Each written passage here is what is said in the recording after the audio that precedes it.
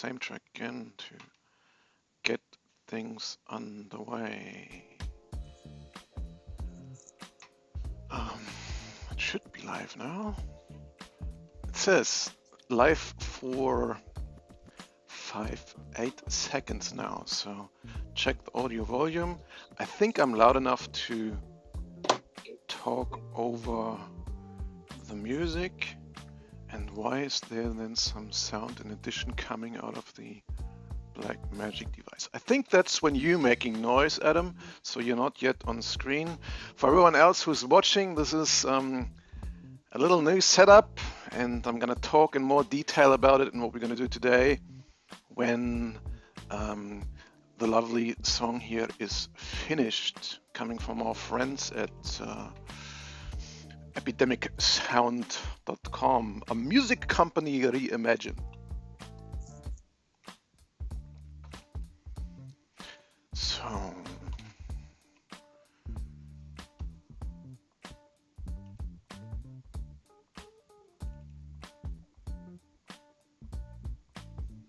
here is the OBS. Over there is the Zoom meeting. I should have a chat room open.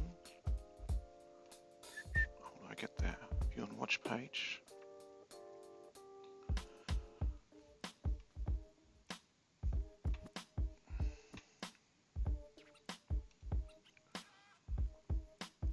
Pop him out. We have popped out.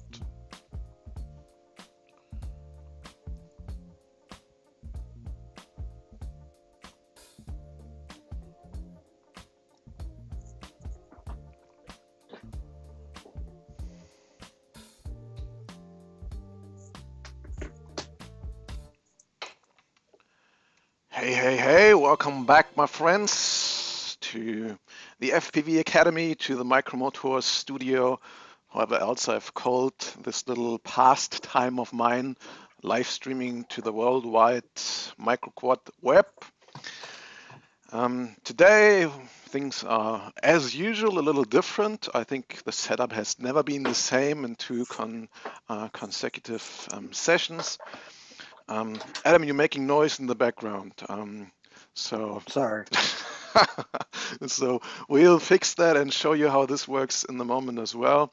So what I've planned for today, and that's why the my streaming setup looks a little different. I'm not streaming using my usual hardware encoder that's sitting switched off there in the back, but today I'm streaming using OBS. So that's a little new for me, has some new features and also some new challenges. So the challenges, it might be that, audio levels are out of whack again, and also that this thing crashes because I'm pressing the wrong buttons while I'm using it.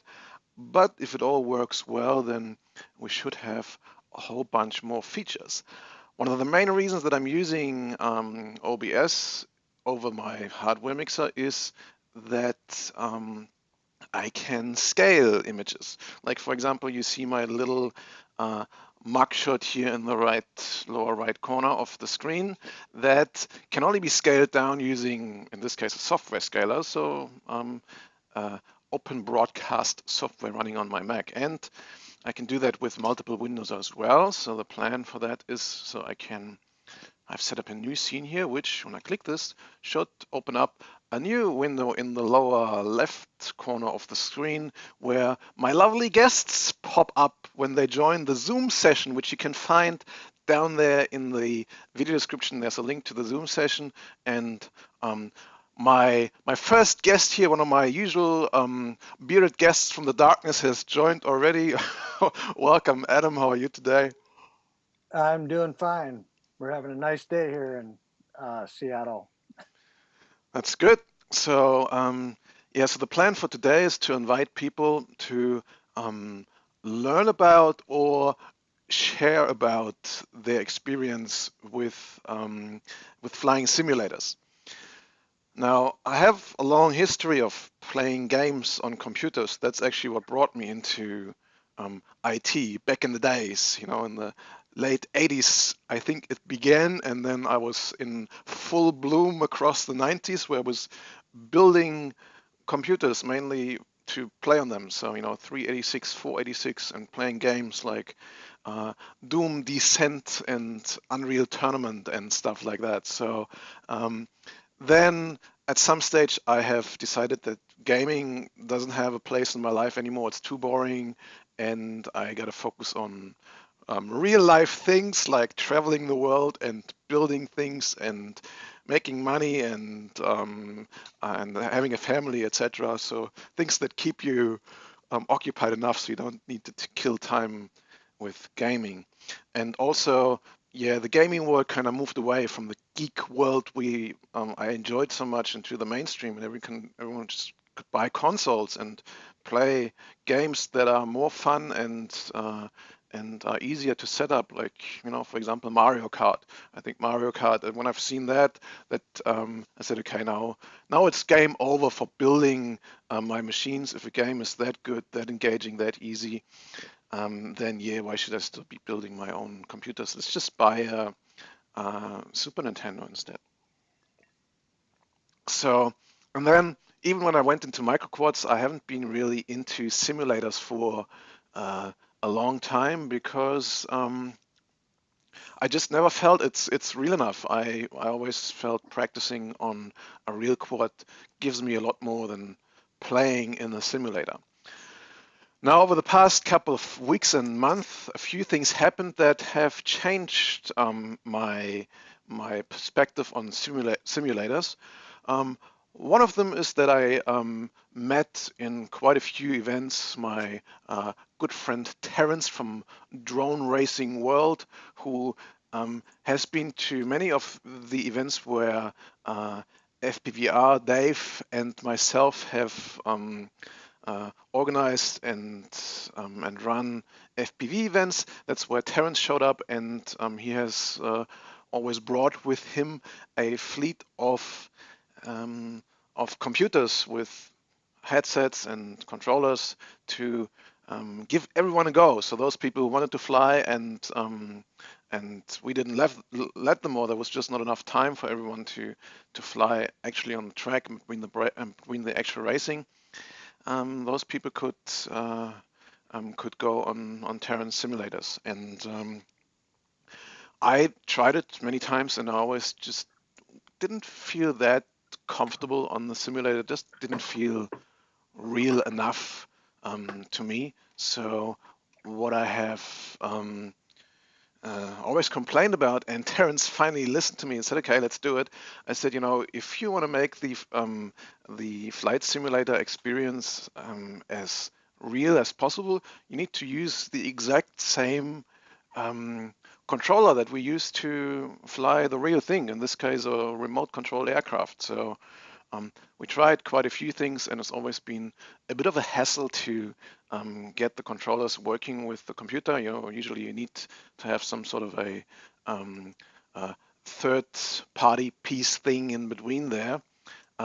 But finally, we have found a transmitter that works really well on the simulator without any extra voodoo in between. So for the past uh, couple of days, I'm using my uh, Jumper T8 ASG over the native USB connection directly connected to my Mac to fly Rotor Rush. That's the simulation that Terence is using on his events, and this is also the simulation where there's quite a few tiny whoop aircrafts and tiny whoop tracks built in, and I think it really behaves after I have configured the flight controller in the simulator and the model on the transmitter. It really behaves very close to um, any of the whoops that I have uh, lying and flying around here. So I think it's a really good way um, to practice your skills, to teach new people, and to have some fun together online. So um, I want to use this live stream session to show you what I've come up with to to fly at the pace that I'm currently at, which is nowhere competitive on a global scale. So I'm a I'm a total noob on the global flying stage. If I look at the times that other people have posted, then yeah, I can just scratch my head. How can they fly um, the whole track in 1 minute 20 when I'm just barely getting through the finish gate by three minutes? How can they be twice as fast? Not they don't just a little. I've not seen them fly yet, so we figure this out. But I can also tell you that I made big improvements with just a little bit of targeted practice and especially the right settings. So I think you only maybe need 20, 30 minutes of practice when you have the right settings. So over the past couple of days when I was mucking around with it, I spent many hours on flying and crashing all over the place because it was just too hard to do. But I do have some flight controller settings that I'm going to show you, and I do have some transmitter settings that I have shared already. So if you happen to have one of these transmitters or Deviation TX in the setup and you want to play with me later on during the stream, go down in the video description. There's a Dropbox link, and you'll find two model files, a sim TWR and a sim TWF. One is the Tiny Whoop Racer, and the other is the Tiny Whoop Freestyle. I think it's the F4. So I'm going to be using for myself the TWF, the freestyle version, because you can change a couple more settings. They react a little differently, so they also need an adjusted model file. So that's why there's two files. And if you want to fly additional models in that simulator, there's a whole lot more. But I'm just focusing on whooping. Then you probably want to create more model files, but you can use the base of my files as a template, because then you don't need to allocate and reverse the channels, etc. So let's have a quick look in the chat room. Jonathan Combs is there and says, can anyone join online to race? Yes, you can. I don't know how to post a link publicly, but you need to go to rotorrush.com, and there's a 2 weeks free trial that you can download. So you don't need to pay anything to participate.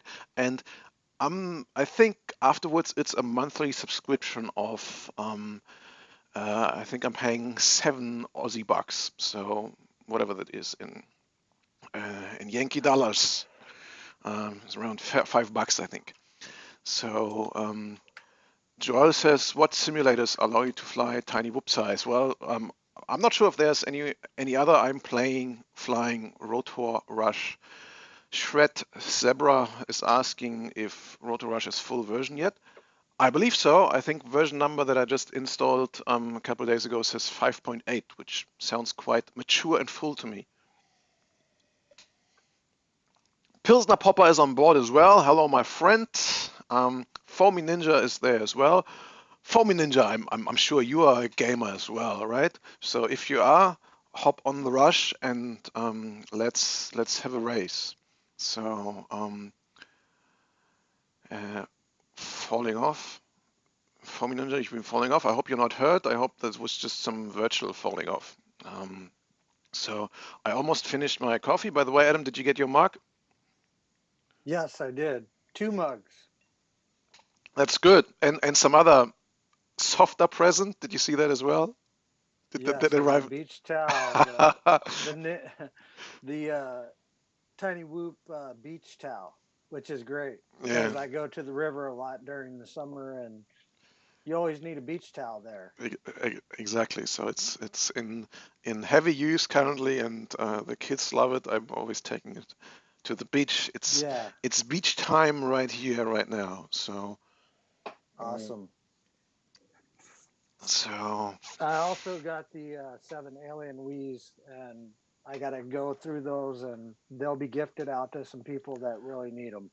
you got those as well. That's good. Aussie Post Yeah. always not the fastest. So yeah, I sent you a whole bunch of, I assume, mostly working, but yeah, I leave it up to the doctor to confirm their um, their ability to be released. And yeah, if you found the time to check them, then yeah, find some fine people you can give them to. I actually have a teacher that's in the group, and he's trying to do some STEM project with his class, basically on quadcopters. So he has some beta flight ones right now, and I think they could use some multi-wee ones just to give them a little background into how that all started, this quadcopter multi-rotor mania thing. Yeah, very good. So we spoke a little bit before the stream started, and you said that you're not into simulators at all, primarily because you don't have a suitable computer that'll run things properly, right? Or Yeah, the old that's Phoenix the us. only yeah, that's the only one my computer can run. All right, I think I played this as well many, many, many moons ago. So uh, Yeah, yeah, the quad please go ahead. the quadcopter models in that particular flight simulator are terrible. The Yeah, only thing that really flew great for me as far as the simulator was the airplanes and the helicopters, and the 3D helicopter was really great. But you had to pick a specific model to get it to fly right, and I think it was like the Blade 180 or something I think so. that Yeah. actually flew really good. You could I mean, I couldn't do it out in the yard, but I could do it on the simulator. I was good at flying the helicopters in the simulators, and I was very good at crashing them in real life. Yeah. it's Same it's here. it's been so different. Yeah, it's for me for a long time um, it used to be two very different skills. I could either practice this and would get better at real flying, or kept practice flying in the simulator. So in that setup, I actually feel that my experience of flying real quads, especially tiny whoops in aggressive angle mode, really helped me a lot in accelerating my learning curve on flying in the simulator. But I think the most important part is to set up your transmitter properly. So I will very quickly go over that, and then we can jump in, and then Adam, you can just be in for the ride and feel like you're flying in the sim, because yeah, I'm gonna put the simulator view on full screen then.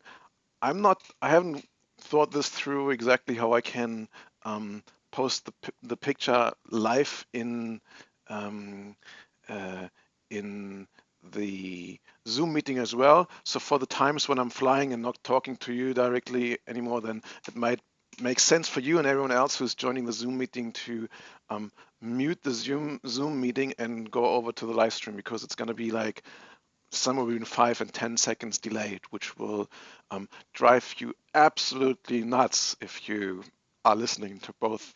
So, um, Actually, I'm watching on YouTube right now and listening on my iPad through the Zoom meeting, and yeah, the Zoom meeting's way ahead of the live stream. yeah, so um, if this works out well and we have, we see a need for that, I will somehow work out that you guys in the Zoom meeting can also see um, my live video. But eventually what I want to get to is that um, a few more people who actually want to fly with me join the Zoom meeting, so we can talk while we fly, and those who are just watching can do so on YouTube. So um, in the chat room, Joel says, "I wonder how many more copies they would sell if it wasn't subscription. I might be in the minority, but it will steer me away from it for sure, unfortunately." I've heard this many times that people don't want to subscribe to that simulator, and that's a big no-no for them.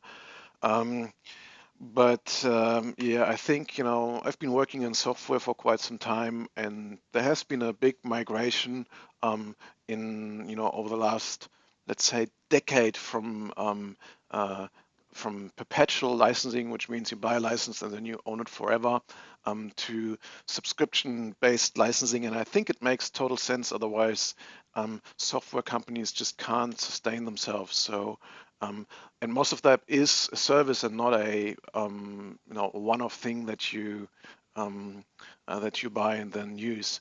For me, a lot of the fascination of that is to actually interact with other people. I want to multiplay with other people online, and for that, there needs to be servers, there needs to be infrastructure, there needs to be constant development and improvement, etc. So, for me, it makes total sense that things like that are delivered as a service and not as a perpetual license. But I have heard from many people that that's a big no for them. But yeah, come on, it's $5 a month. If you only want to play that every couple of months, then yeah, I get it. It doesn't make sense to keep paying a subscription. But if that's something that you enjoy as a pastime, on a couple of nights during the week, I think it's a very affordable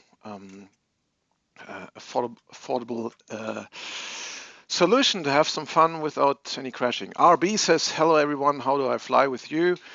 We come to that in a second. So what you need to fly with me is the Rotor Rush simulator. You can get it at the rotorrush.com. Link down there in the description. There's a 2-week free trial that you can use if you haven't downloaded licenses before. And I'll quickly go over now how to set up the transmitter. So I've also in the video description, there is a link to my Dropbox folder to the Rotor Rush model files. There's 2 model files, Model 9 and Model 10. You can rename them to whatever slots you want to occupy in your radio. Copy them onto your jumper radio or any other deviation TX radio. And the Model 9 is the Tiny Whoop Racer, and Model 10 is the Tiny Whoop Freestyle. I'm using here in the in today's session the Tiny Whoop Freestyle model because it has a couple more adjustments on the flight controller. It needs a slightly different throttle curve. That's why you need a different model file as well. I recommend you copy just both of them, and then you can choose between them. And of course, so I got my old Windows XP startup sound on here. It's always good. Okay, so I think XP. we are back right now. Let me see. Close. Create host studio. So, what's up, Chad? Are you a gamer? You look like you look like a gamer with your headset and your chair. Yeah, I get a little bit carried away, or I used to. Yeah. All right, very good. Yeah. So you have a jumper radio as well. Did you install Rotor Rush? Yeah, I just got to do some configuring real quick. Okay, yeah. So I'm afraid you'll whoop me like crazy. I didn't have a whole lot of practice. Unintended there. So, what I'm trying, the abilities of the thing flying in angle mode is relatively limited. So what I hope we get to is a very level playing field. So, if you can make that one gate on the right-hand side when you go through the other ones, Benedikt, you'll be okay. I watched the video last night and I kept watching. I'm like, oh no, you missed the one on the right again. That's right. I have worked this out by now. So you did pretty good on the last couple laps, but it's like you consistently missed that one gate. Exactly. I just didn't know in the beginning where that was. So yeah, it's way over to the right, and you got to kind of come back. So yeah, the stream died, my friends, because the whole computer crashed. That's the thing I complained about when discussing. I haven't published the video yet, but I've recorded an interview with my buddy Joe Scully, who has at length explained me the advantages of OBS. So I've installed it. I'm using OBS currently to stream, and suddenly all my screens went black because OBS crashed. So I did stop at telling you that you can grab the model files and self yourself some setup from the Dropbox folder that I've linked in the stream description. And in the meantime, my buddy Chad joined to show me how this simulator works properly, what times you can get if you're flying this for real. So I'll move on and show you how to set this up in the simulator. Yes, Fat Pastor, I think I showed in the beginning what you need to do to copy the model file on here to get it then working with to connect this via USB as a controller. What you need to do is go into the model menu, model setup, and then down there in for the oh, that doesn't focus. Down there for the protocol, what you need to set, or I think it's mirrored as well. When you choose the protocol on this multi-protocol radio, you choose USB HID and then click on re-init, and it will register itself as a gamepad on a Windows or on a Mac computer. And then you copy the model files that I have put in the Dropbox link down there in the video description on the radio, and you use model 9 for the TWR or model 10 for the TWF, and then you move on to the simulator. And hang on, stay in window mode so I can still see my. Oh, come on, can still see. How do I change this to also? Oh, here. Stay in window mode so I can still see my Zoom conference on the other monitor. You then need to start a game, I think, to see the configuration, but yeah, it's from there. There was no configuration required in Rotor Rush. Once you have these things set on the jumper or any other deviation TX radio for that matter, it will just work in the simulator. All the stick allocations, directions, and ranges I have configured in that model file. So I don't know if I can somehow post a public link to the session that I'm creating, but what you need to do is start the game, click on Fly Multiplayer, and then there should be available sessions here. I'm wondering if there's no session running at all on the world right now, but Chat, do you have the sim open so you can check what my session appears as? So what I'm going to do is click on Yeah. host, then the window disappears, and I think everyone else should see my session now. So I will select the TWF because that has a couple of more flight controller settings, and that's the model file that I've loaded up on my radio. And then I will fly the whoop office in here. So let me, yeah, I don't need to see those stats on the bottom. So my screen is a little, the window is a little overlapping my screen resolution here. And I haven't figured out yet how to change the race mode or the crash rule or whatever. But I have tested it yesterday with Terence. He could see my session, I believe, or I joined his. I don't remember exactly. So, Chat, can you have a look in those host sessions and see if you can see me in there? It should say maybe Benedikt's host session or whatever. Yeah. The only thing I'm seeing is I've only got the option to go solo. I'm not sure why. What version do you have installed? It's 5.1. Yeah, then click if you can update. Maybe that doesn't even have a multiplayer. It needs to be 5.8. I'm pretty sure it's essential that you have the same version if you're playing together in the same. Yeah, that was the one in the link in the email. So, yeah, I go back out here and wait if someone else can join that session before we start flying. Yeah, also another thing I might want to talk about at this stage is so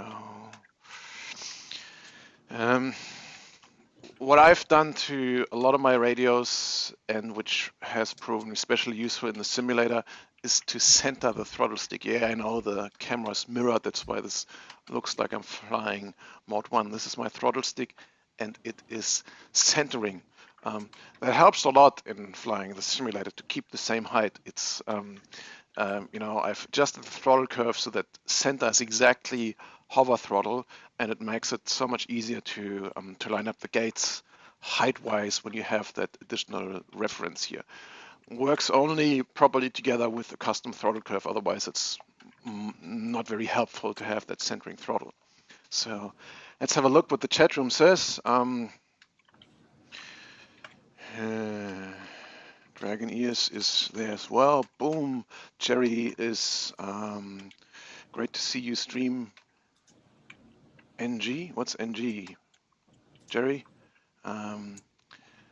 Fat Pastor says, wonder if this would work with liftoff as well. I do have liftoff as well here, but I haven't figured this out yet, but I assume that liftoff will work as well. This radio over USB just registers as a regular gamepad, and you just need to have the channel allocation right to get it working as a regular gamepad. Unfortunately, no buttons, so playing other games is a little difficult. You would still need a keyboard in combination, but for flight simulators, it's just fine. If you want to have one of these radios, we got some new of them in stock recently. You can also click the other link in the video description, and if you are a micromotor frequent flyer, you get a couple percentage off your purchase, and you can get them, I think, for less than $100 now. So pretty affordable, pretty capable little radio. So some chit chat over here. So Adam, if you could do me a favor, if you're not actively participating in the flying, I see you're very active in the in the chat room there. If something comes up that people ask, if you could be our translator or our mediator, that would be appreciated. Sure thing, Benedikt. Awesome, thank you. So, in the meantime, I see Jebby has turned up, so I think we can start flying the first round here. So, Jebby, if you want to out yourself in the chat, or is it chat? Are you Foamy Ninja? Are you Jebby? Well, I'm pretty sure you're sticking to Foamy Ninja everywhere, right? Yeah, for the most part, yeah. So then we already have another participant, so I'll kick things off here with a little lap against Jebby, and then we see where that takes us. So some feedback from those of you watching would be good if the stream looks smooth, etc.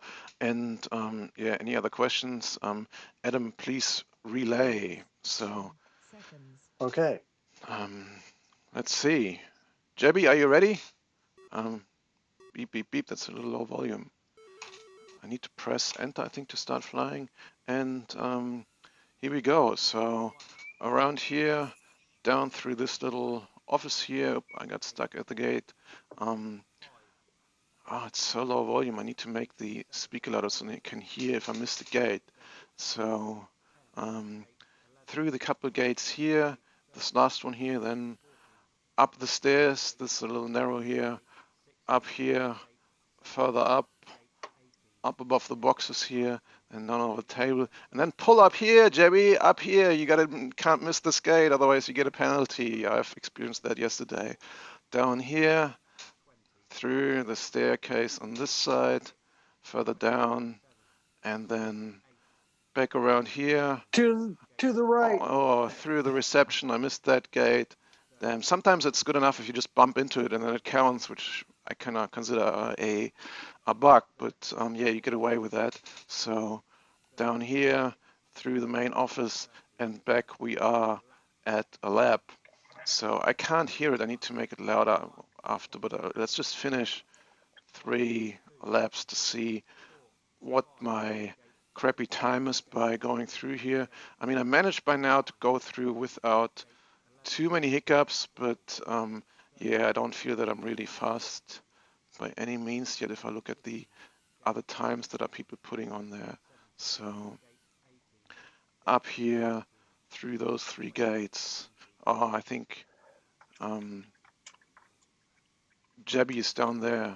So Jebby isn't playing anymore.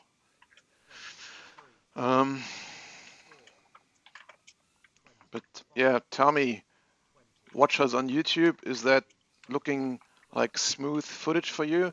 I think I'm streaming in 60 frames a second, and the my frame rate is almost 60 frames a second at 2.5K resolution scaled down to 720p. So I'm not sure if I've picked the right settings. Let me know if it looks smooth. And I'm now on round 3 through the downstairs, the office here,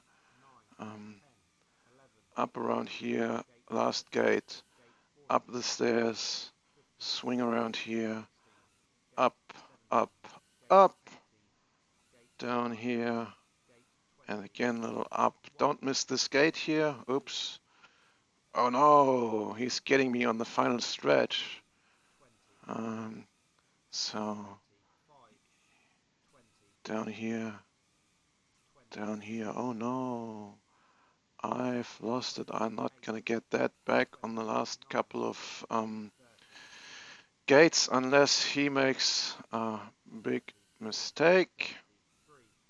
Down here and then loop around here for the final stretch, and this is 3 laps. 3:16, yeah, that's bad. So let's see.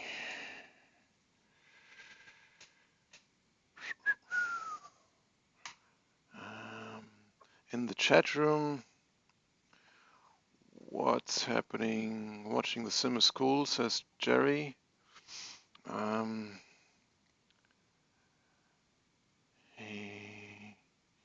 Yeah, so this is running on a Mac right here. This is running on a 2015 iMac 5K, I think.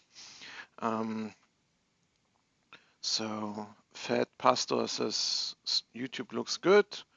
That's excellent. So let's go back and see if anyone else joins. So Jebby is posting a time of 4:45 here, but I've seen him flying at the end, and it looked a lot faster than what I can fly. So Jebby, maybe he just joined and isn't even on the YouTube stream. I should be able to post something in the chat. Chat key is / and then I go to, can I just copy this here? I should copy the YouTube link. So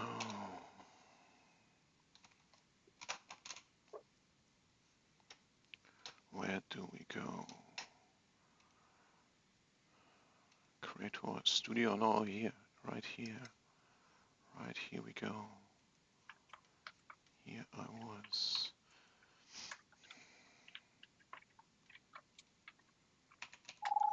Bam, bam, copy it into Rotor Rush. YouTube. Rush FPV is there as well, okay. Let's do it again. I need to make this louder. How do I do this? Here. Volume, sound preferences, stream OBS output. If I switch it to internal speakers, then back.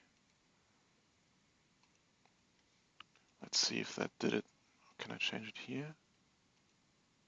Sound effects, especially the spotter, I think, and race control I want to hear. Okay, let's see.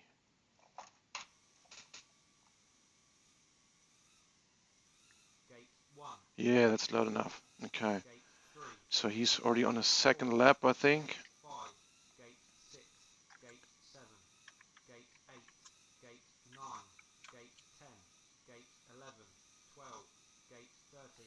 gate 14, gate 15, gate 16, gate 17, gate 18, gate 19, gate 20, 21, 22, 23, 24, 25, Oh 26, no. 27, See, 28, counted even though I just didn't go 29, through. gate 30, So I guess you lose some honor points, but it counts 31, in the game. 32, 33, 34, 35, 36, 37, lap 1, time 55.10, 55. 1, 2, 3, 4, 5, 6, 7, 8, 9, 10, 11, 12, 13, gate 14, gate 15, gate 16, gate 17, gate 18, gate 19, gate 20, 21, 22, 23, 24, 25, 26, 27, 28, 29, gate 30, 31, 32, 33, 34, 35, 36, 37, lap 2, time 53.99, 1, 2, 3, 4, 5, 6, 7, 8, 9, 10, 11, 12, 13, gate 14, 15, gate 16, gate 17, gate 18, gate 19, gate 20, 21, 22, 23, 24, 25, 26, 27, 28, 29, gate 30, 31, 32, 33, 34, 35, 36, 37, lap 3, time 52.40. Okay, so Rush FPV's been flying the 3 laps in 2 minutes. Yeah, buddy, I will not have a chance. Um, 2 minutes 7 seconds. Wow. Pilots, race is now over. Yeah, I'll not have any chance. So if you can't fly properly either, then Pilots, please 10 come and join me so I seconds. have someone that I can win against.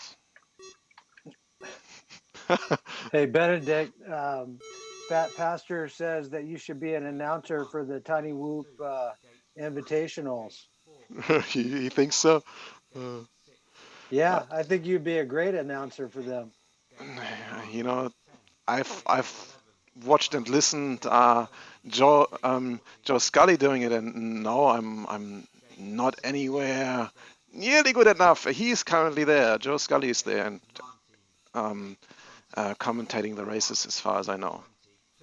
So, but yeah, um, if you think that I'm better at commentating than flying, yeah, buddy, I'll do that too.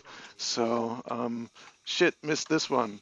So you can go backwards through the gates as well. That works as well. So yeah, who is this here? So I really like playing Mario Kart, and I wish this would, you know, um, be so close in skill that you can actually have a as close race as in Mario Kart. So that's one of the reasons why I want to share um, my setup so that we can get setup wise as close as possible. Because yeah, I feel a lot of people who think they can't fly um, these simulators properly, which includes me, will get along just fine when they have the right setup. It's pretty simple to get to that flying level. What you see doing Mirhi, if you have some basic actual flying experience. Um, uh, the main thing for me was to get the setup dialed in to to feel as close as possible to my actual real whoop setups. So almost finished the lap down here. through the last stretch. And what do we have? 54 seconds. Yeah, you know, I can fly around 55 seconds quite consistently, which is like twice as much time as the leaders on this course. So I'd be interested to watch a recording of some of the other guys to see, oops, why I'm missing out here, to figure out how can they go that fast. Are they flying angle mode?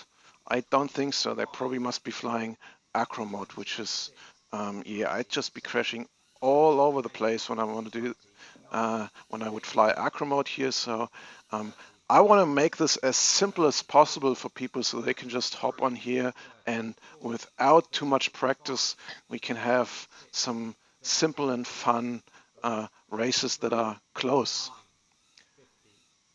58, yeah, I had a couple of little snacks in here, so if I focus properly, I can fly a 55 quite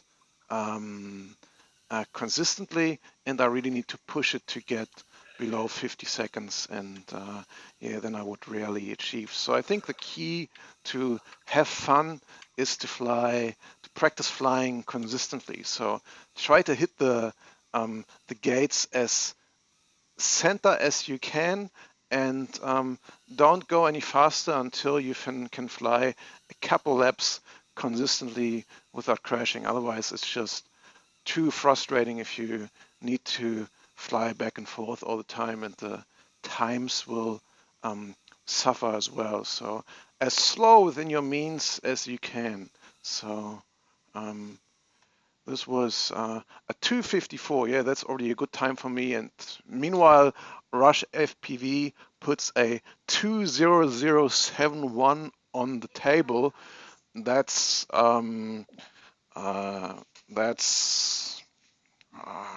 yeah, how can I say?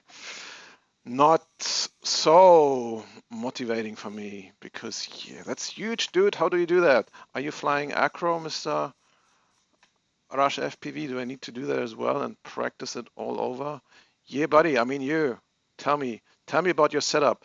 Join the chat room and tell us about it.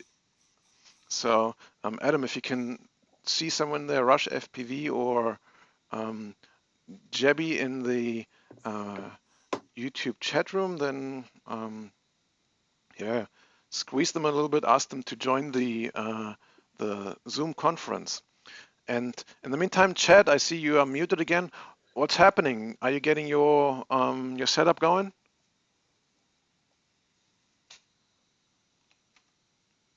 Yeah, I'm getting there. I haven't found a way to update it yet. There doesn't seem to be any way to do that I can see.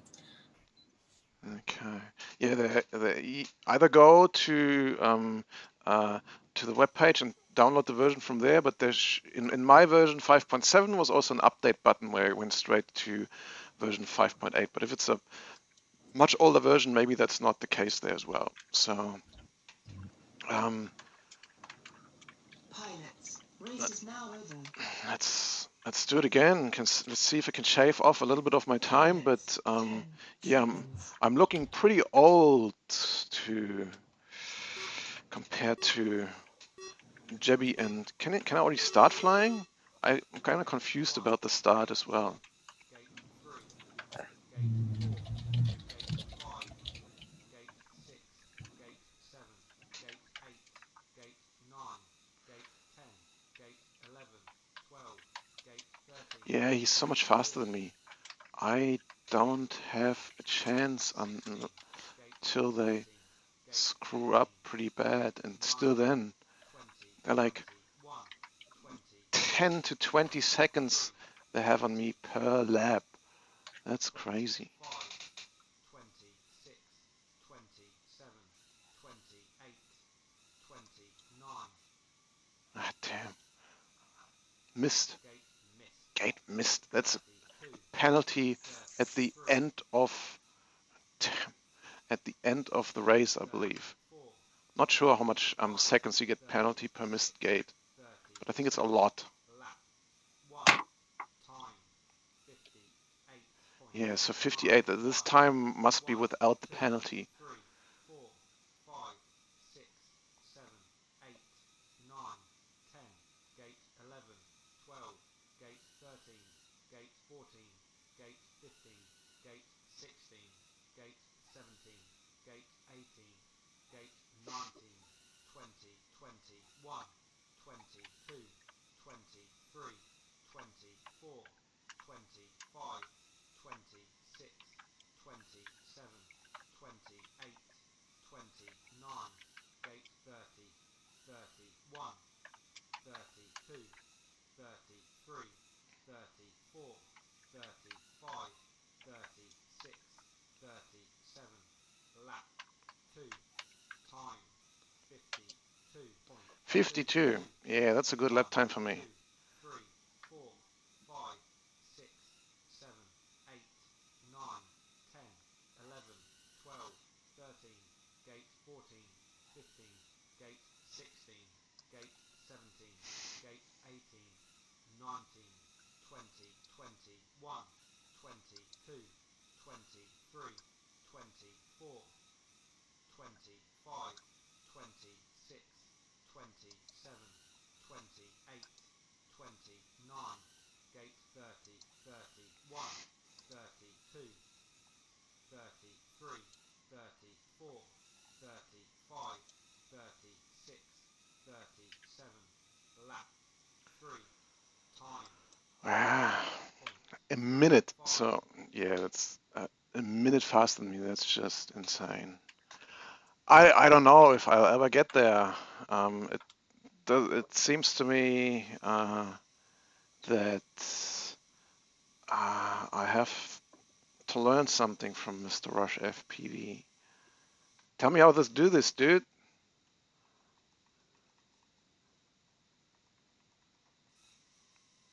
Okay. There, Jebby came along. Well, he maybe had some picnic uh, on the way. Otherwise, yeah, he was flying somewhere in the mid, like 2:30 or something before, I think. So, um, Pilots, race is now over. let's wait a sec if we can get someone else to join. Little look in the uh, chat room. So, yeah, anyone that would like to join the Zoom conference, the link has been posted by Adam um, in the YouTube chat room. It's also down there in the video description, so you can hop on and talk to us. You know, if you are watching this stream after it's finished in its recording, then yeah, you know, it's fun. I think we'll do it again.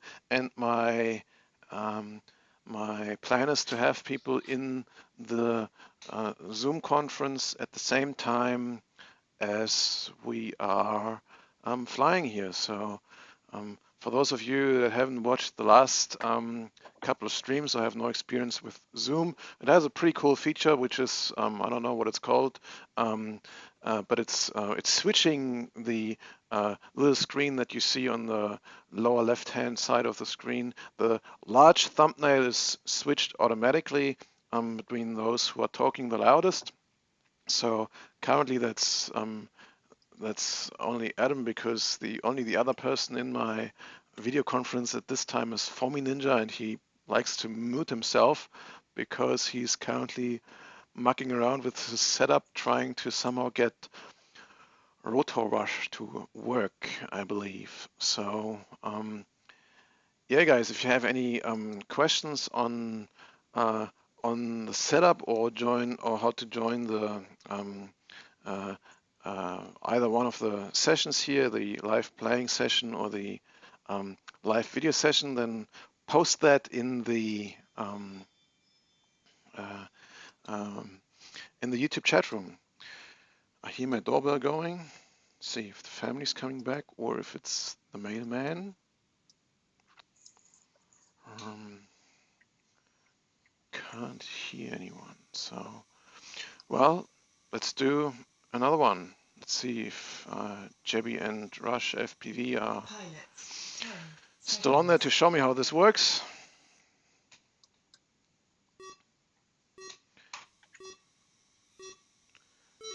It's kind of confusing to me how to start. Can I fly immediately as it allows me, or should I wait for the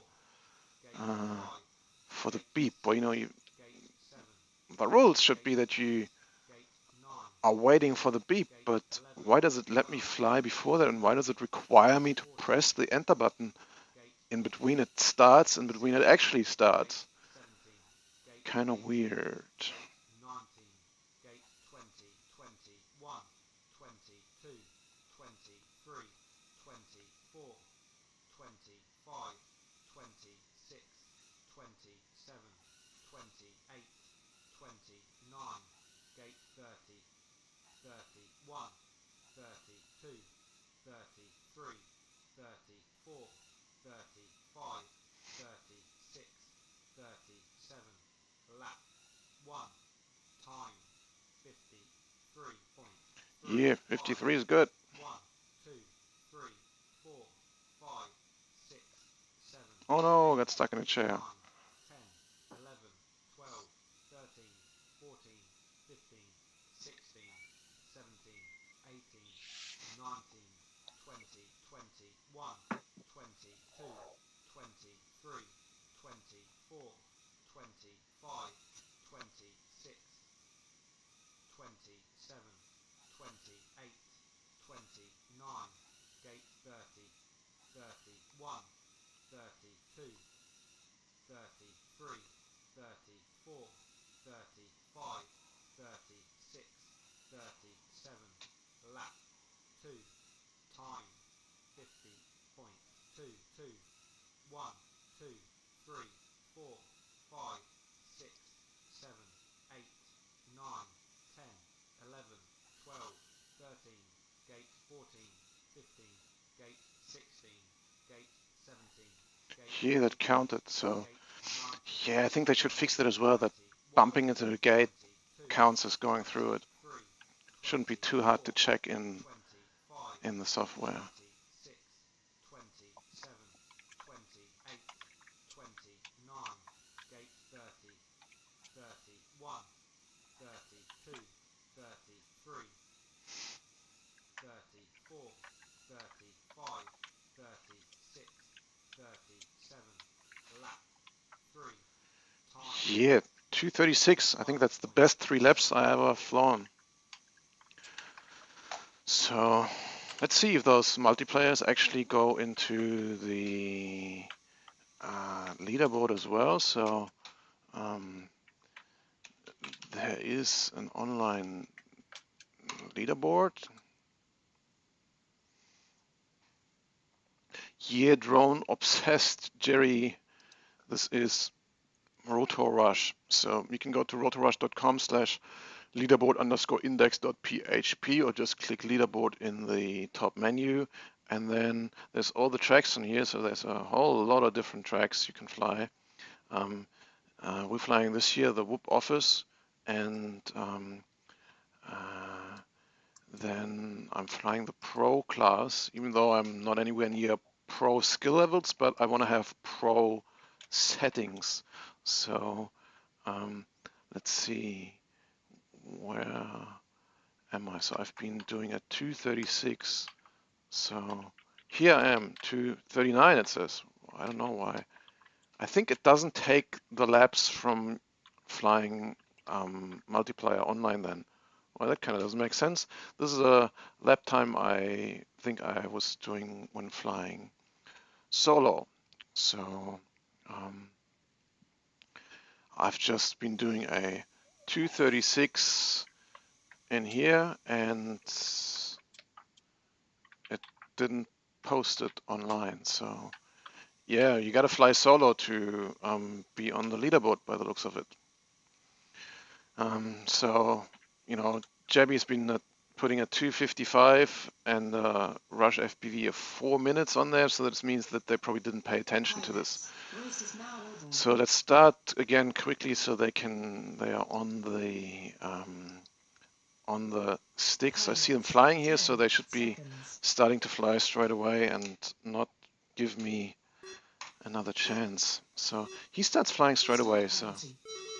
oh, I got a start penalty. All right. Gate 3, Gate 4, Gate 5, So Gate 6, Gate 7, Gate I 8, think you can't Gate crash into each 9, other. So it's 10, just kind of like 11, flying a 12, Gate 13, ghost. You Gate can see 14, the other Gate 15, Gate 16, models, but you Gate can't 17, Gate crash 18, into them. Gate 19, Gate 20, 21, 22, 23, 24, 25, 26, 27, 28, 29, Gate 30, 31, 32, 33, 34, 35, 36, 37, 1, 2, Gate 3, Gate 4, Gate 5, Gate 6, Gate 7, 8, Gate 9, Oh no, Gate missed, it Gate missed. 12, Gate 13, Gate 14, Gate 15, Gate 16, Gate Yeah, I think if you 17, just miss one Gate gate, 18, the penalty is so 19, huge that you are Gate not 20, having 21, any chance. 22, So 23, I think it 24, makes total sense 25, to repeat if 26, you didn't 27, score. 28, 29, Gate 30, 31, 32, 33, 34, 35, 36, 37, lap 1, time 50.75, 1, 2, 50, 3, that's good. 4, 5, 6, 7, 8, 9, 10, 11, 12, 13, 14, 15, 16, 17, 18, 19, Gate 20, 21, 22, 23, 24, 25, 26, 27, 28, 29, Gate 30, 31, 32, 33, 34, 35, See, that counted. 36, 37, lap 2, time 51.63, So 1, there was a 2, 50 and a 3, 51. 4, 5, 6, That 7, would be pretty good if I would not 8, have 9, missed any 10, gates. 11, 12, Gate 13,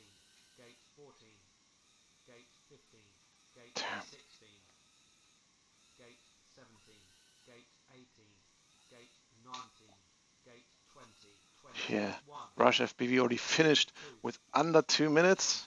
23, 24, Rush 25, FPV wants in the chat. 26, He's in the chat. 27, No, he 28, wants to get into the chat. 29, Gate 30, How do you know?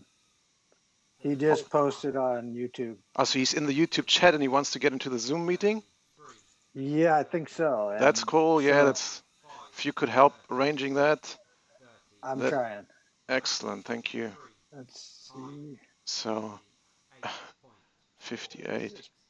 So that at I think it's 10 seconds per missed gate. I think I missed 3 and my time should have been around 3 or no, maybe more. Maybe I missed more than that. So yeah, I think around 10 seconds per gate missed penalty. So hang on. Did I give you admin rights in the Zoom meeting? Because I see manage participants light up there, and I need to here, Rush FPV, admit him to the party. So he doesn't have a video there yet and not a microphone. So Adam, what I need to do is how can I give you administration rights? Mute party, blah blah blah. I can't see how I can give you the right to unmute people. So I guess I have to pay attention from that from time to time myself until I figured out how to do this. I see him appearing up there in the Zoom preview already. So as soon as he gets a microphone going, we will also be able to talk to Mr. Rush FPV, who's been whooping me for a couple of rounds today with an incredible 2 minutes total lap time, which is still half as fast as I've seen some times posted there, where I was in the beginning wondering if those times are maybe a glitch in the matrix. So on that track that you've currently seen me flying, a around 1 minute lap times totaling to 3 minutes for 3 laps. Mr. Rush FPV has been flying around the 2 minute mark, and I think if he warmed up himself a little bit, he'd probably get down to 140 or 150. Let's see his best time on the so yeah, it doesn't right now. I'm looking for Rush FPV. Rush FPV, his best time in the leaderboard is a 1 minute 50 seconds. But as I assume, it doesn't post the if you fly multiplayer, which kind of doesn't make sense. I think it only posts the times when you. Yeah, it definitely doesn't. Can y'all hear me now? Yeah. Yeah. Hello, my friend. Welcome to the party. How's it going, man? I don't have any video of you guys anymore, but I can see myself and I can hear, and that works for me. Excellent. We can see your video and we've seen you flying. So thanks for joining in. Thanks for playing with us. Hey, thanks for having me. I'm glad I was able to get off work in time. Excellent. So you are, oh, now I know you're Tanner. Yeah.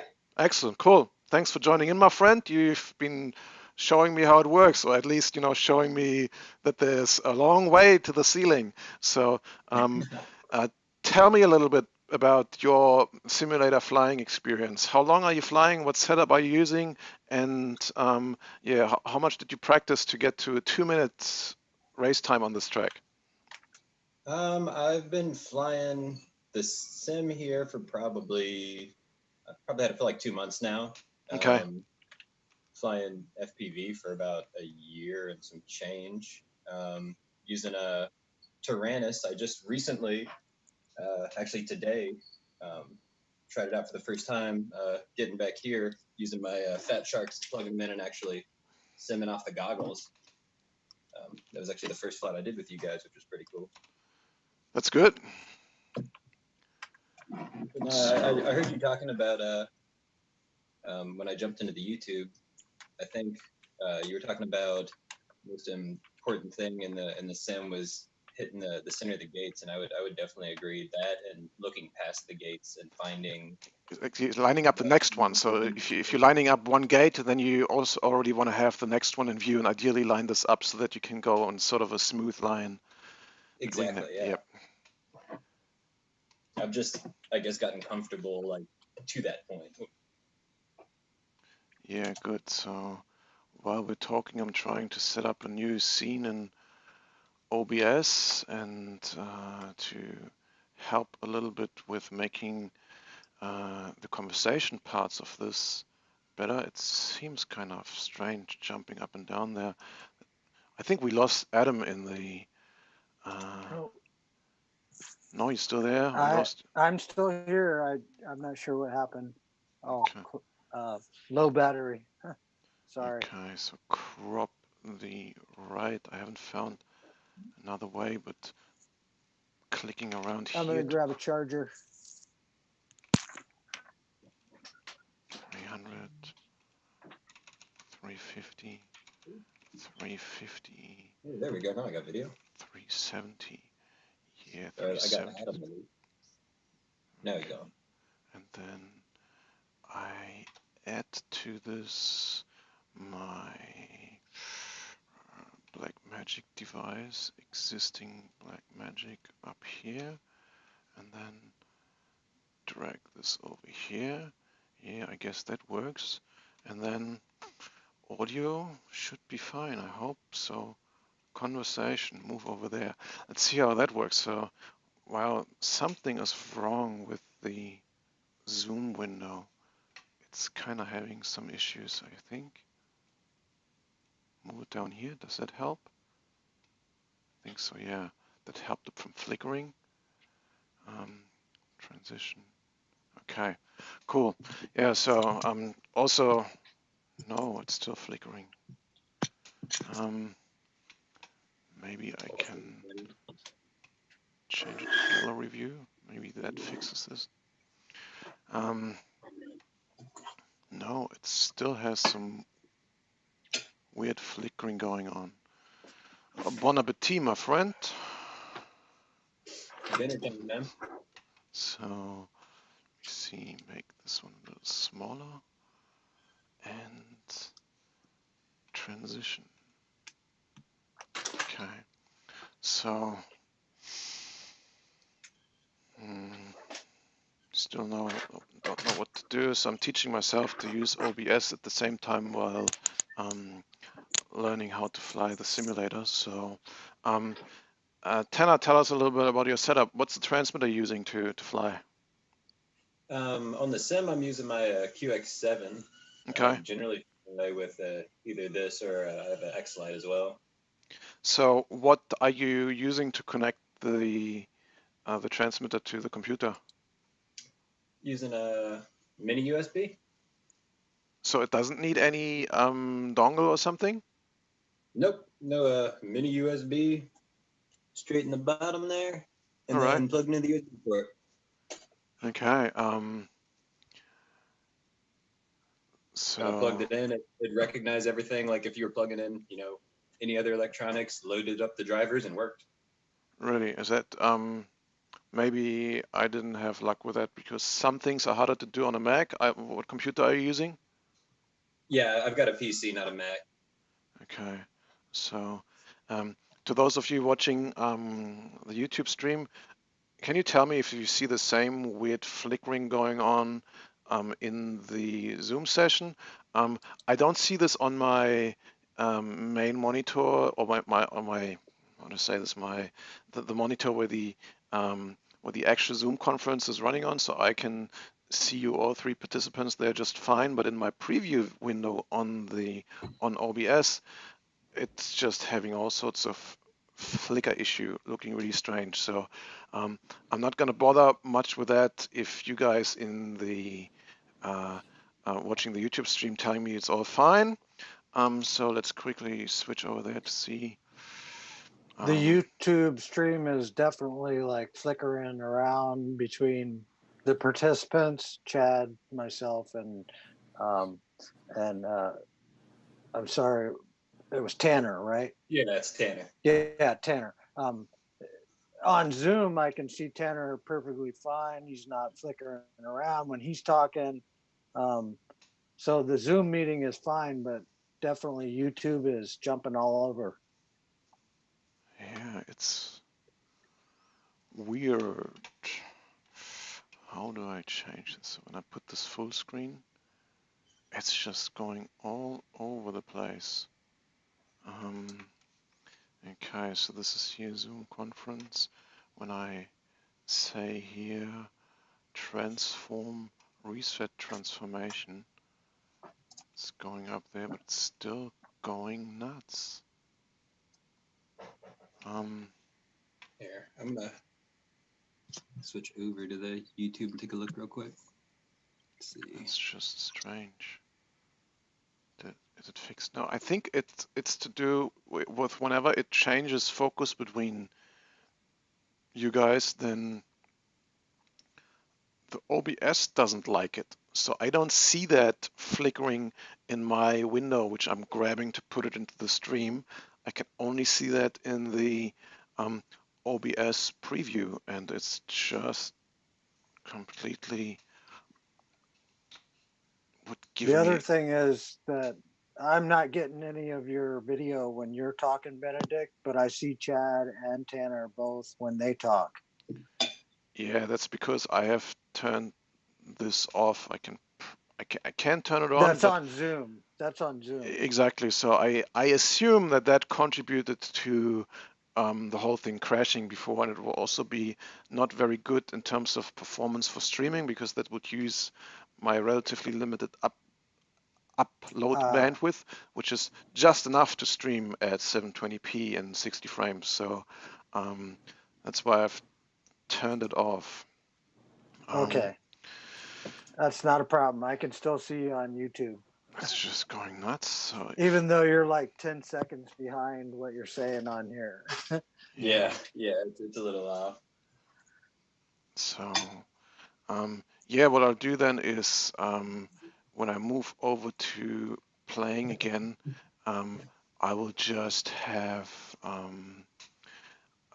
my mug up there, and you guys are the voices in the background. So yeah, Tanner, I mean, if you finished your, what is it, dinner time, I assume, at your place, then we can have another go, and you can give me a couple of tips, or maybe in general, not only me, even though I want to learn getting better at this as well. But yeah, one of the plans of doing the stream is, to convey some knowledge and confidence to those who think sitting at home and thinking, oh, I'm never gonna get that good at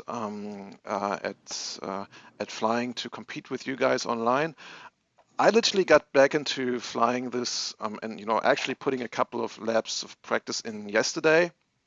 So I have a lot of experience in flying little FPV quads, and I spent more time setting up this controller than I have practiced flying. So if you can fly an FPV quad, or probably a line of sight quad, already gives you enough muscle memory to get a head start here, then it's really not that much practice time required to get up there. And if you then sit down seriously and spend 2 months of practicing, like our friend Rotor Rush in the session here, then you can post some 2-minute laps, which is still miles away, my friend, from those who are rocking the place there. If you look at the top scores there on the leaderboard, then you can see some people posting times below a minute 30. So the top 6 are all below a minute 30. So that's 30 seconds a lap. Is the top RAB FPV still? Usually. Yeah, exactly. RAB FPV has posted of 1 minute 14 seconds. Yeah, Wow. so RAB is that's Alex. He's on the Tiny Whoop group. Alex Bryant. That man, one of the best pilots I've met. I actually got to meet him last Saturday at the Micro Madness event they did in New Jersey, and he took the win, $1,000 there. Yeah. And he's actually on here a lot as well. We'd have to see if we can get Alex on here to race with us, because that is the man we need tips from. Well, obviously he is on here a lot, but that's how you get that good. You obviously need the right equipment, a decent amount of talent, but yeah, above all, you just need to put the hours in of memorizing the track. I think that's what you need, to get good at this. And as we've seen at the example of FPV Dan, or I think how he recently is called, FPVR Dan, it translates perfectly from the simulator to the real FPV flying if you have similar setups. And obviously it also helps a lot when you're using the same transmitter for flying. I know I'm stuttering because I'm trying to stop saying playing the sim. Using this setup, it feels reasonably close to me now. A proper transmitter, the right configuration on the transmitter and in the virtual flight controller, and then obviously a decent graphics card so you can run at least 30 frames per second, but most importantly consistently. So I'm lucky to have a pretty powerful machine here because yeah, around 2 years ago I bought a very powerful machine for video editing, and in the past 2 years not so much has changed. So this thing can run can run Rotor Rush in huge resolution, and I'm scaling it down to 720p for YouTube, so I don't overwhelm my Australian bandwidth. Do I need to say more? So, yeah, so let's fly another round. I'm keen to see if I can shave a couple more seconds of my time. So I zoom over to play solo to put the flickering out of the screen. That would, yeah, I can't see it. I switch over to full screen to play the sim. Oh, hang on, I wanted to see if Tanner, what did you change the camera angle? Can you change it? Oh yeah, I think what did you set Yeah, it to? so that's one of the things I messed with for a while in the sim is that without a doubt the sim didn't feel like I fly a Alien Whoop Zero most of the time, and of course the rates and stuff in the sim felt nothing like what I'm used to flying. Yeah. Uh, I went in trying to actually make it feel like my quad and realized that that was a little bit more than I wanted to do either. So I just literally started playing around with all the different rates. Um, if you go into the flight controller and hit enable editing, you can change all your rates. Yeah, so Super can you rate. just quickly walk me through what settings you have, and then I'll see what Yeah. how much might differ from that. So I was just literally also in the beginning trying to get it as close to my actual quads, and then just mucked around from there to shave off some of my lap times. So yeah, I'm on the screen now. Let me know what you have. Yes, sir. Currently, I'm running for rate. Roll is 300, pitch is 300, and yaw is 350. Yeah, that's the defaults. I left that as well. Yeah. Okay. Super rate is 900, 900, and 600, and no expo. Um, Okay. and then the camera angle, I'm running 25. I bumped that up some. So yeah, that's why I just went in there to figure if I want to change. Did you change the camera FOV? I don't believe so. It's at 115. I think that's the default. Yeah, so I'm interested if that helps during flying Did through. you have any changes on the super rates, or was that the same as well? I do have 15% expo and 500 super rates on roll and pitch, and I have 20 expo and 500 super rates on the yaw. So, Gotcha. which is pretty much the same. So, yeah, expo and super rates is doing something similar, but yet a little different. So it makes sense to play around with both of them. So you're saying you have super rates at 900, which 900 on the roll and pitch, and then 600 on the yaw, but I left the expo at 0 on everything. and so are you flying in angle mode? Yes. Okay. So because it's obviously quite limiting in angle mode, literally limiting. What I would like to see that we could change is the maximum inclination angle, but you can't change that, right? No, not that I'm aware of. That would be nice if they could add something in here to change the angle limit. Yeah, so, all right, I have now changed the camera angle.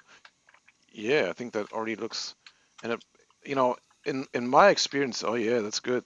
Uh, in my experience from rear quads, once you adjust the angle a little bit, because you are so used to fly at a certain angle through your gaps or gates, if you increase the mechanically the camera angle, your flying automatically accelerates. So um, Without a doubt. so I'm keen to see if I'm still be able to hit the gaps properly, because obviously it's going to go quite a bit faster now. 5% or 5 degrees already a big jump, I believe. But also what I wanted to see is what can I do with decreasing the camera FOV. So let's just make a ridiculously low value. Let's put 50 in there and see how that looks. Yeah, wow, that's like looking through a tele lens. So that is not going to work, I believe. Well, that is nuts. So let's use a more, let's make this incremental. Let's take 100 degrees and see if that works. So let's jump straight into this, end the current round. Race is now over. And yeah, Getting well, race position. you just wait a little bit. You have like a minute time after I started, and you still get me. Okay. 10 seconds. Okay. So I always need to press enter to start after she said. Yeah. Okay. You gotta educate me after that. Gate 2, gate 3, gate 4, gate 5, gate 6, gate 7, Yeah, I like the gate 8, lower FOV a little bit. Makes gate me 10, um, gate 11, makes it zoomed in a little more. So 13, I was um, actually playing with a narrower FOV on DRL last night, and I felt like that was actually a lot of help as well. I might have to give it a try on here. yeah, that I have, and you can go nuts with that. So if you put it to 50, it's like you're looking so far ahead. It's not, I believe, not flyable anymore. Um, but in real life, I always also like to have a narrow FOV, and I think the better you get, the more you can go down on camera angle, and the more you know the course, obviously, because so what's my time? So I flew 53 with those changed settings, which is already pretty good for me. Oh, I got stuck now.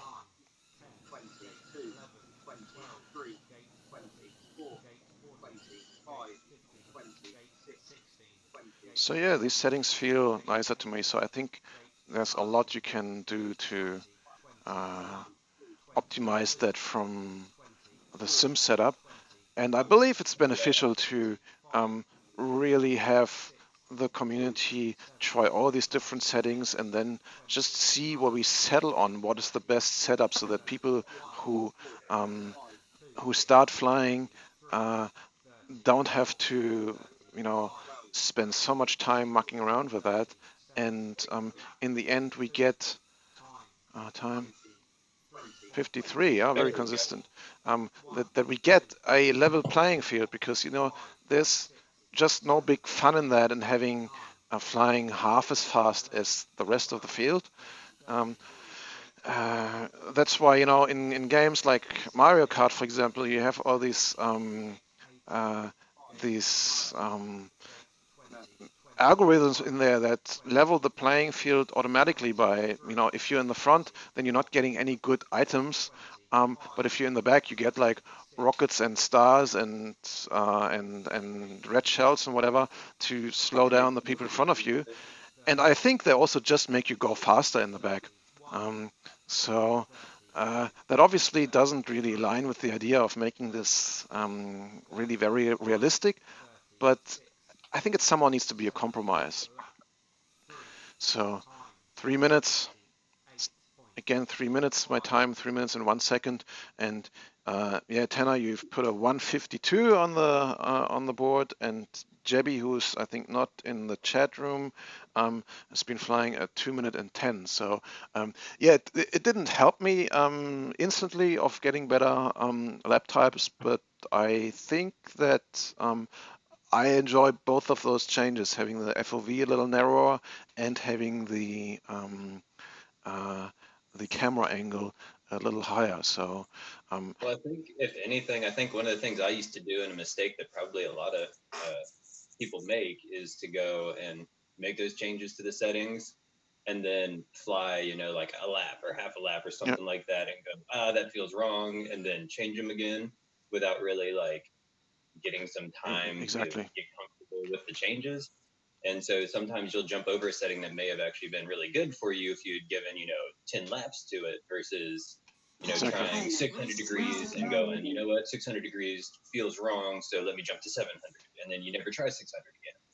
Yep, that's right. And for me, just having gone through many iterations on doing stuff on real flight controllers and setups, I think you're totally right with that. And if I get the same result with a different setup, that might already be an improvement, because yeah, I need some time to adjust that. So yeah, let's see how it goes. Let's do another lap.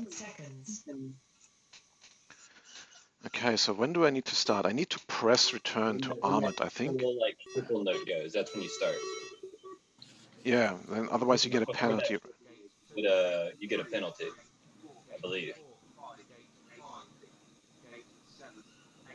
So yeah, you guys are already pushing it a lot more in the beginning, and since you're both flying, I assume that Jebby also flies angle mode. Um, I just need to push it harder, so you really need to go full stick forward, I believe, and then adjust with the throttle to not go too far down. But yeah, it feels too fast for me. I'm not hitting the gates properly if I go full stick. I'm too Right, so old you already. fly in the Too old. I'm too old. Tanner, how old are you? I'm 28. Yeah, see, you still have a 12-year advantage on me. So I'm I'm I'm, I'm not 50. sure how much that helps you, but I think you know the um, the real the real winners in this game are not in their 20s. Some teenagers or even less, they just once they crack down on this. But yeah, I think obviously then you don't have the cash and the experience to get a proper setup. So um, that's one of the things here what I want to do. Those people who don't have the experience in setting this up, but the potential skills on getting really some crazy lap times on here, that we work out what works best and then just pass on uh, the knowledge and the settings instead of keeping it for us and trying to get a little bit of an advantage at that. I think I'm good at time. 53, yeah. I think I'm good at figuring out right setups and sharing that information.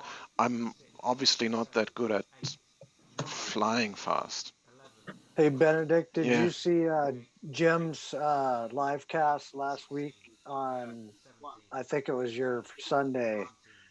He was showing how Carlos was flying and they were watching where his eyes moved as far as the video as he was FPVing Okay. on a simulator. Yes. And basically, they're looking at the next gate as they're going through that gate that you're at, Yep. like looking towards the next one before they even hit the first, gate. Yeah, that's very important. That makes it make a big difference. Makes it feel so much better when you're flying as well, and it makes you line up and find the right line through the gate. Yeah, I found that as well. Yeah, When where the focus goes, that's where energy flows. So you need to I imagine like the that. path. So what that's true in all racing. I learned that in my not very long but also very crash intensive career as a go-kart pilot, that you need to focus on where you're going and you don't want to focus on where you're not going. So if there's a pothole or something that you don't want to hit,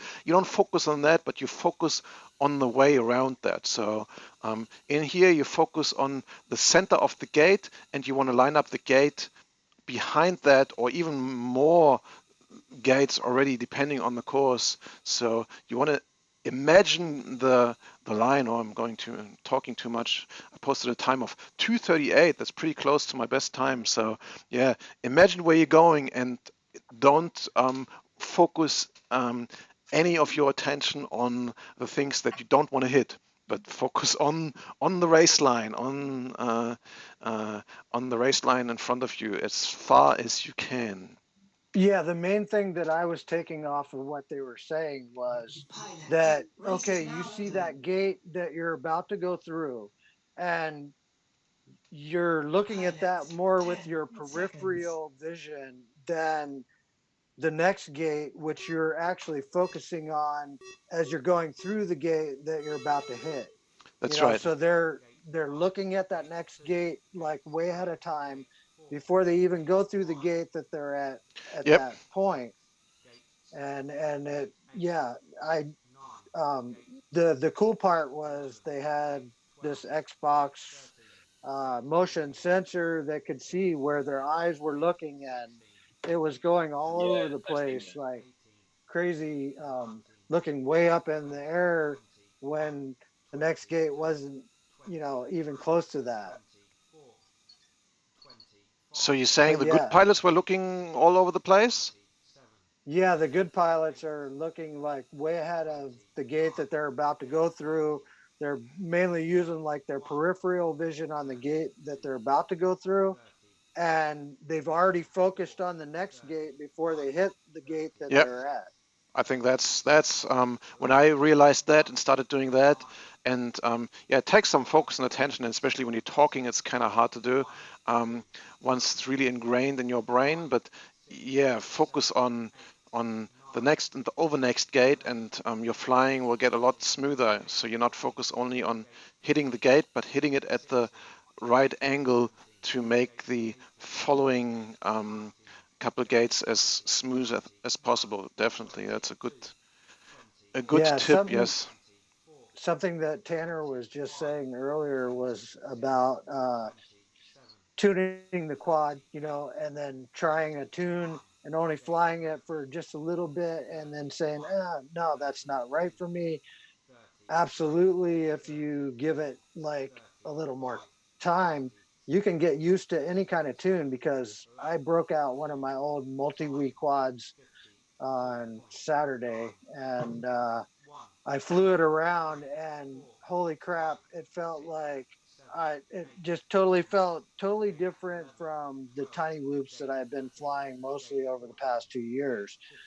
So this thing just felt like wishy-washy and I couldn't actually get field of view in the right perspective to fly the thing. But after I flew it for about 5 minutes, I was starting to get the turns and everything. And the main issue was that I basically had uh, no expo on any of my channels. And so every little move I was making on the channels was like making the quad go way left, way right, way forward, way backwards. And so I can totally see how what he was saying about giving a tune a try for more than just one lap around the course or something can make a difference. And you might actually start to pick it up and feel as though it's a better tune than the one you had before. Yeah, it's really easy to not realize, when you make a change like that, that you've got the muscle memory built into the rates that you're using.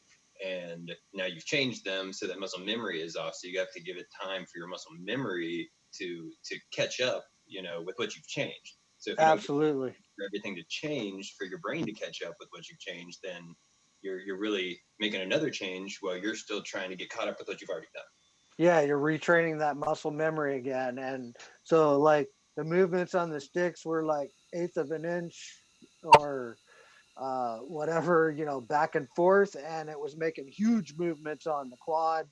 Whereas with my tiny whoop, I have the middle of the sticks kind of flattened out with some expo, and I can really punch that thing forward and give it like full forward tilt and about as much throttle as I can give it, and it flies like well, my muscle memory has been trained to how that flies. And when Pilots, I went race back is to now this over. multi-week quad, I was like, holy crap, how did I ever fly with this thing like this?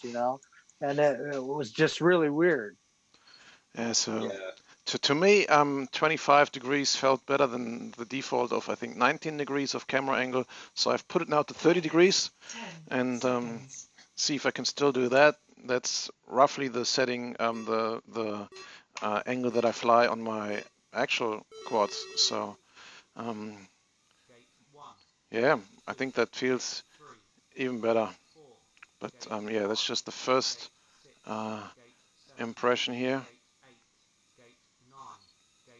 That was also something about flying that multi-wheel. I had the old MC '09 cameras. I forget what they were called, but 90-degree field of view. And as soon as I took off, I was like, "Whoa, where am I at? I can't see anything up or down," you know. And so all I could see was like up ahead and up up ahead, like high up, and so I couldn't really see the ground. And tilting back and forth trying to get it right was a little bit of a chore.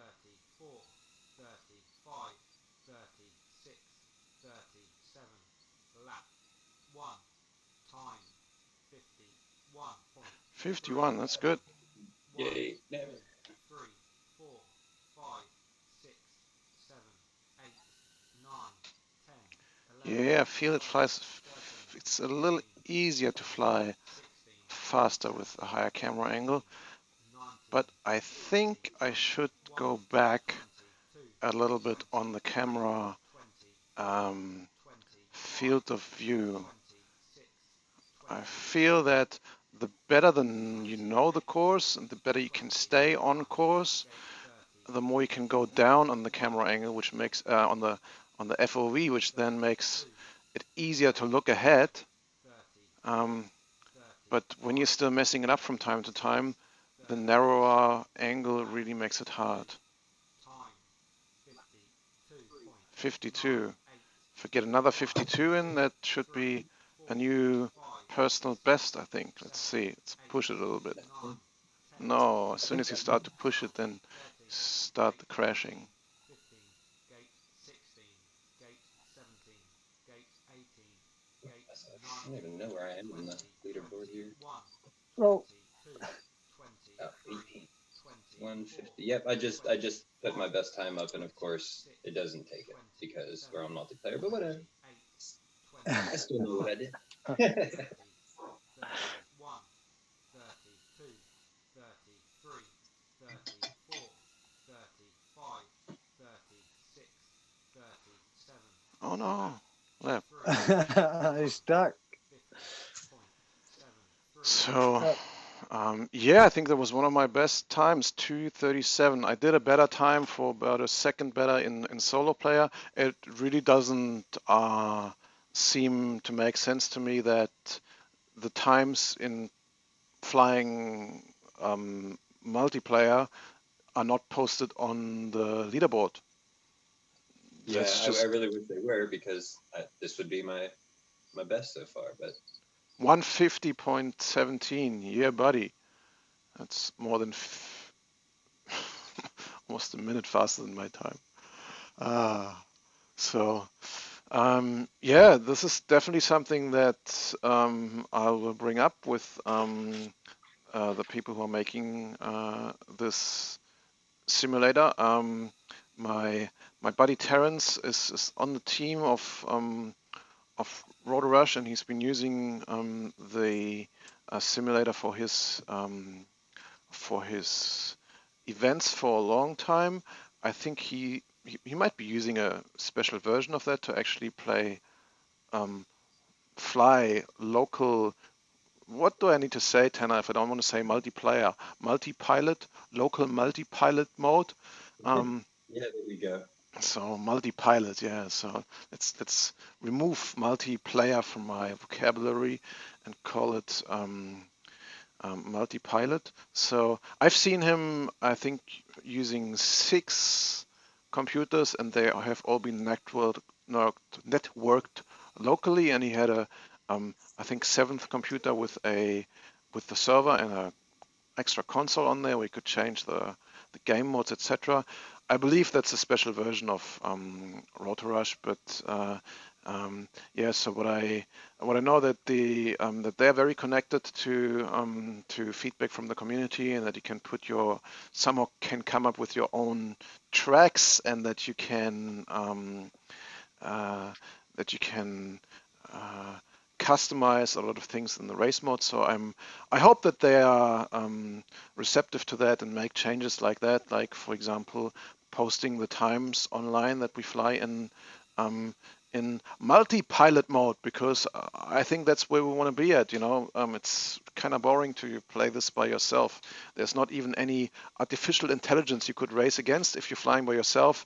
The only thing you can race is your own ghost, which is kind of cool already as well, but yeah, not good enough. You need some actual competition that makes it interesting. So far, Tanner, you are not a competition for me at all, because you're just taking off, and that's I see you during the start, and then when you're lapping me. So to make it real fun, it needs to be so close together that yeah, you actually have a challenge in. Um, uh, Yeah. so I feel my times are very, very consistent. So That means, if I find other people at the same kind of uh, um, end of the learning curve, then it could be pretty fun. So I think it needs to have some sort of a league system to put you together with people of the same ability to make it interesting. So, it's just a lot to learn, and there's no point in competing with people who have a lot more experience or are just a lot more talented. So, what I wanted to make in changes here is the camera FOV. I increased that. That was not too beneficial, I hope. So I put that back to 120. I think the default was 119. So, give this another go. Let's have a quick look. Adam, has anything been interesting happening in the chat room? Let's have a look in there. Colin Young is here. Welcome, my friend.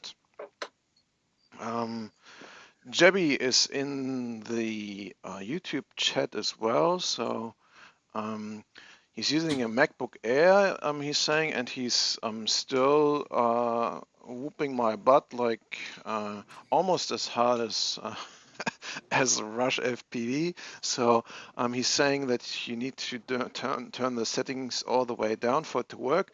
So I have an almighty computer here which runs that at 5,000 something by 2000 at 50 frames a second with everything cranked up to the very right. So that's not what you need to score big in this game. Skills is what counts here. So Jebby 79, which if that's your birthday, your birth year, then you're right eye level with me here. So respect, my friend, to fly that fast. That gives me some hope that I still can shave a minute off my of my 3 lap times here. So 1.4 gigahertz Intel Core i5, he says. So that's some pretty old specs for a computer. MacBook Air. I love those things. I went through a lot of them in my career. If that runs it properly, they're not that expensive anymore. If you dial it all the way down and it doesn't look that pretty, doesn't matter. It seems to be running good enough that you can put some solid flight times on the table.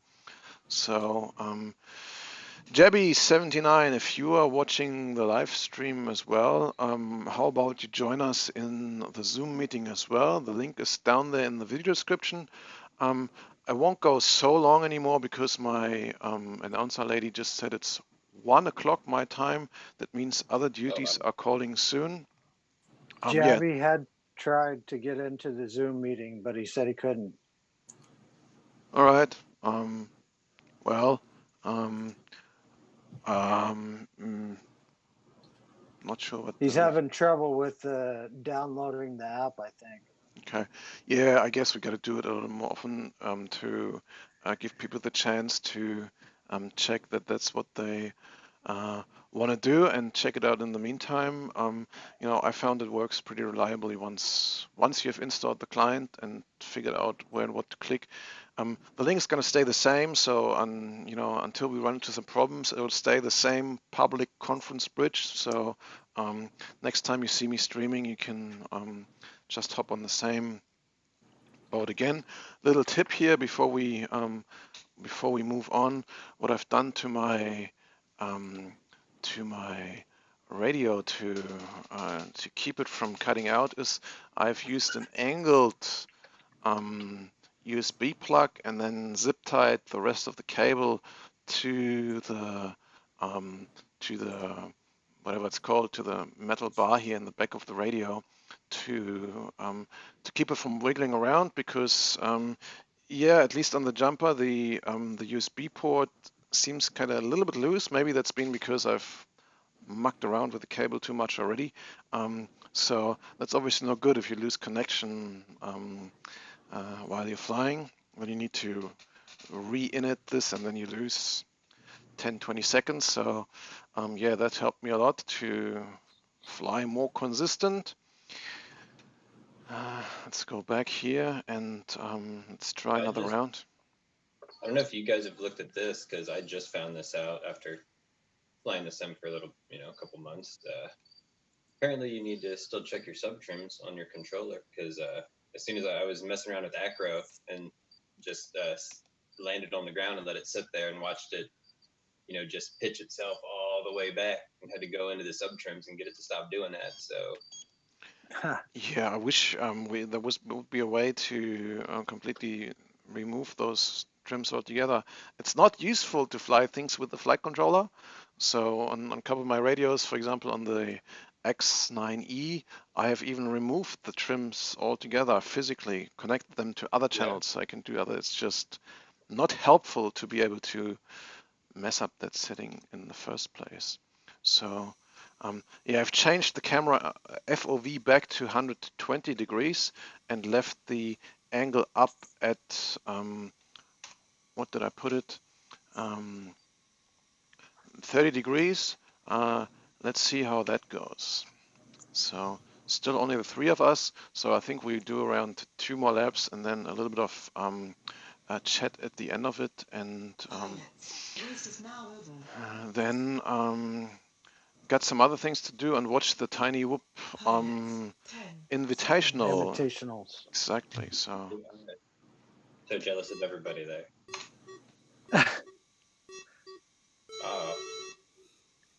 Gate 1, Gate 2, Gate 3, yeah, the 4, FOV is better like that.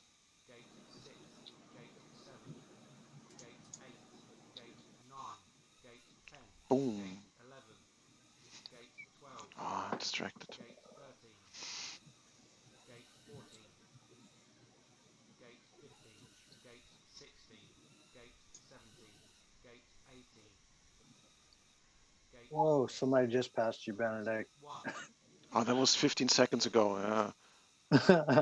Ah, damn, I'm stuck here on the gate. Yeah, so you can talk to me in real time, but you can only see my feet in uh, 25, 20 seconds or something delayed. 26, 27, 28, Does it count if you 29, bump a gate before you go Yeah, around unfortunately it? it does. So 30, um, 1, these are my 2, two main things that I 3, would like to see fixed. 4, Bumping 35, gates shouldn't count, 36, and multiplayer, 37, multi-pilot times 1, should be posted on the 5, leaderboard. 1, 5.30, Yeah, it's only showing yours at the moment. 3, 4, No, 5, it's 6, these times that I'm currently 7, flying, 8, they will not 9, count for the 10, leaderboard. Only 11, when you Oh, play in solo player, Gate those 14, times are actually posted. so if you're playing 16, multi-pilot mode, 17, you don't get 18, on the leaderboard because 19, This doesn't they're make 20, counting. sense. 20, Yeah, 21, that doesn't. 20, The times would be, 20, probably vastly different 21, because I assume that that's what most people do. 22, There's, 5, it's You're 4, just, competing, 3, and 2, yeah, it makes you fly a little bit faster. 20, it 9, makes you also crash more often. 30, So, 10, Yeah, 31, 30, which if you're doing it right, you should crash. 33, 30, yeah, this is the 31, skill here to 30, push yourself 30, just hard enough. lap 2, time 57, 57.5, so yeah, that's not good.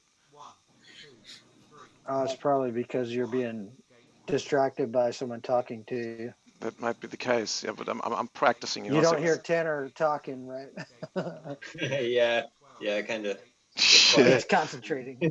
Gate 14, exactly. So, but yeah, that's also a skill that I think is worth developing. Focusing on one thing and still talking that it makes sense. But yeah, it's hard. Gate 19, It's Gate I 20, heard Yeah, it's harder for males. multitasking. 22, It's not my 23, forte. 24, Yes, I think 25, females are better at multitasking.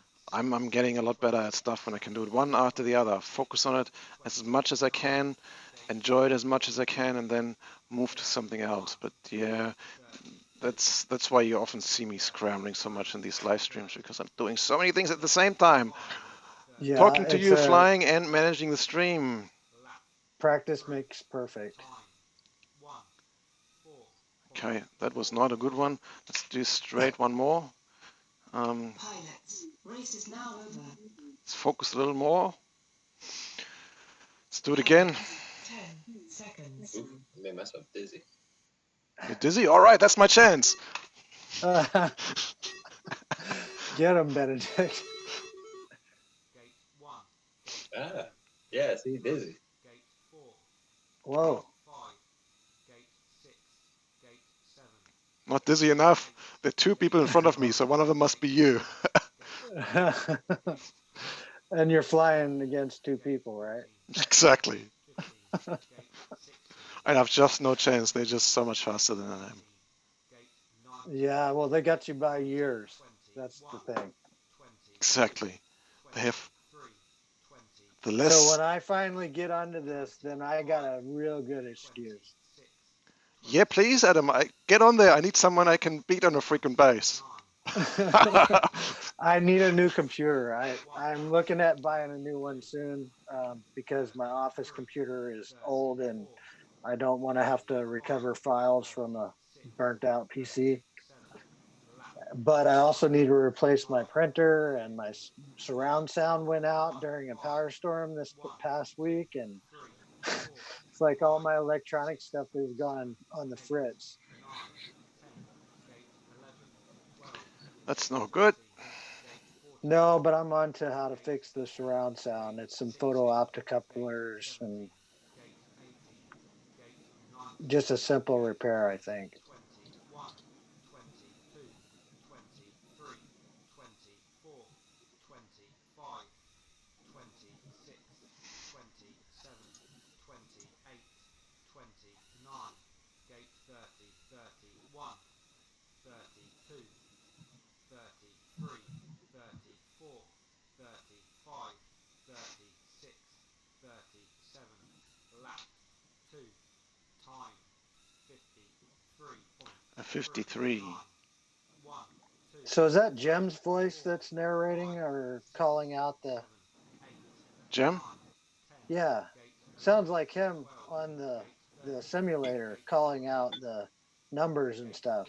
15, No, Gate 16, that's not him. Gate 17, Gate 18, Gate Yeah, that'd 19, be cool if you could Gate replace the 20, 21, uh The voice 22, pack for the simulator. 23, yeah, I'll make a voice pack for the 24, simulator. That'd be awesome. 25, I can listen to myself all the time, yeah. 27, 28, Make some wacky comments for the 29, various gates. Gate 30, Yeah. Oh, you screwed that one up again. Yeah, exactly, stuff like that. If you bump a gate. 34, 35, 36, 37, lap 3, time Oh, 247. 7.1, Yeah, 1, not really Nope. that good, but so Doable. yeah, before I go, if anyone wants to see this again, here's the screen of the settings that I ended up with, which seem pretty good to me. So um, that is 300 degrees per second rate, 15% expo, and 900 degrees super rate. That's what I've taken from Tanner. Same on roll and pitch, and then 350, 20, and 600 on yaw. And then I left or actually changed the camera FOV now to 120 instead of 119. I like flat numbers. And changed the camera angle from 19 degrees to 30 degrees. So that I think feels really good to me. But yeah, we see down the track. So yeah, these are the settings on the Micro Racer TWF. It's different on the Tiny Whoop Racer because on the TWR because they can't change these settings at all. And then Tanner, I see some physics settings here. I assume that it's not possible to change them in multi-pilot. That doesn't make sense to change the physics there. But can you change those in solo player to make it really crazy? Not that I'm aware of. I've tried to, but I've never found a way to be able to change the physics. Yeah, so I assume then you need to put a completely new model in there, which I'd be really interested in getting some more access to the underlying model files to especially to allow me to change the maximum inclination angle, even though I feel it's already at the limit of what you need, because if you go full stick forward and full throttle, you're still going down, right? Is that true for you, Tanner? What's that? If you're going full stick forward in angle mode and then full throttle, you're slightly going down. Like your quads wanting to dive Yeah, it's towards the descending. ground. So, Yeah, just a little. I was trying it. Yeah, yeah. At both sticks full forward, I move ever slowly towards the ground. It's not a very quick, but yeah. so ideally, I want to get a few people on here who are just really good at flying and also really good at explaining how they got there, because obviously it's a lot of practice, but it's um, only perfect practice makes perfect. If you are don't have the right mindset, the right attitude, and do not have a couple of key things that you should have to practice properly, then you might not get the same results. One of the things that a very uh, successful pilot, at least at that time, told me by, what's his name again? Night Fury. You guys might have heard about him. He's been dominating the scene back in the days, in the early days of FPV events. What's his name again? I forgot. I'm sorry, but I met him in on 2 occasions, and he was always very kind at sharing his knowledge about how to learn to fly. And we were all so amazed back in 2015 or 16, where we kind of all just got around the track, and then Night Fury turned up and just made us look so old by putting down lap times that were literally twice as fast. And he said, to practice, I just practice everything full stick. I just don't let go of the throttle. Um, I just keep hammering it through the turns and then build the muscle memory that I need to go through those turns at full speed. And yeah, I'm not nearly at full throttle to most of the track here. I need to go slower to give me the chance of hitting the gates. Otherwise, I'm just constantly messing it up. So yeah, if those people who are really fast and are posting times below the 130 or something would come up here and share some of their uh, secrets with us, so we can pass those on and get a lot of people on here with a really high, let's say, ground noise of skills, so that we can have close racing. That will be awesome. So yeah, my times currently suck. I'm almost a minute slower than Tanner. So I think I need a lot more practice. So yeah, let's see if the Zoom meeting has come down. Currently, I'm seeing it quite fine. That's probably because you guys are not switching between. Yeah, as soon as the Zoom meeting starts switching around between you guys, then it starts flickering again. So yeah, I'll see if I can fix something of that in the next couple of streams. So let's have a look in the chat room. Jebby is 39 years old. Welcome to the club, my friend. The big four is in front of you. So he says he'll get the chat figured out in the morning. So yes, we'll do this again, and then we'll be up on the Zoom meeting here as well. So for you guys to give me and everyone else starting out a couple of tips on how to practice flying. Jebby says he's been flying Rotor Rush since Christmas. So that's not too long. That gives me hope that I can shave another minute off my time by practicing for a month. So yeah, as You'll usual. definitely get there, without a doubt. Sorry, what? I said you'll absolutely get this time shaved off there. Thanks for your trust, my friend. So No, dude, like I said, like a month and a half, 2 months ago, I've only been playing this sim for probably 2 or 3 months, and I was, 3-4.5 minutes, when I started the sim, literally just sitting down, and a lot of times like restarting 1,000 times, it's getting those same lines over and over. I do think that there's a lot of similarities between sim and real life flying, but then there's some parts where the sim flying is not at all like real life, because you can't sit down and crash 9,000 times in a row and just hit reset. Exactly. Yeah, it's So the walk of shame in between. yeah, that's I think which is the big advantage. Every one of us has only so much time in their day in their life, and if you spend that time of putting that muscle memory in and just hit refresh and go again, as opposed to then spend an hour fixing it and making the credit card work to get more parts in, then yeah, obviously you're getting at this quicker. So I think there needs to be if your goal is actually to fly in the real world, which I think is still a lot more exciting because yeah, it has a lot more variance, and more stuff is happening, real things are happening. But I think if you do it right, if you do a good combination of both, then you can accelerate your learning curve with a simulator a lot. So. Absolutely. Yeah, so thanks a lot for you guys joining me. Tanner's been the first time on here as well. So, Yeah, Tanner, absolutely. I'm not sure if you've watched any of the previous streams. We're doing this now for quite some time, and we usually talk about real flying. So, in the first place, microquads, but also lots of other related tech.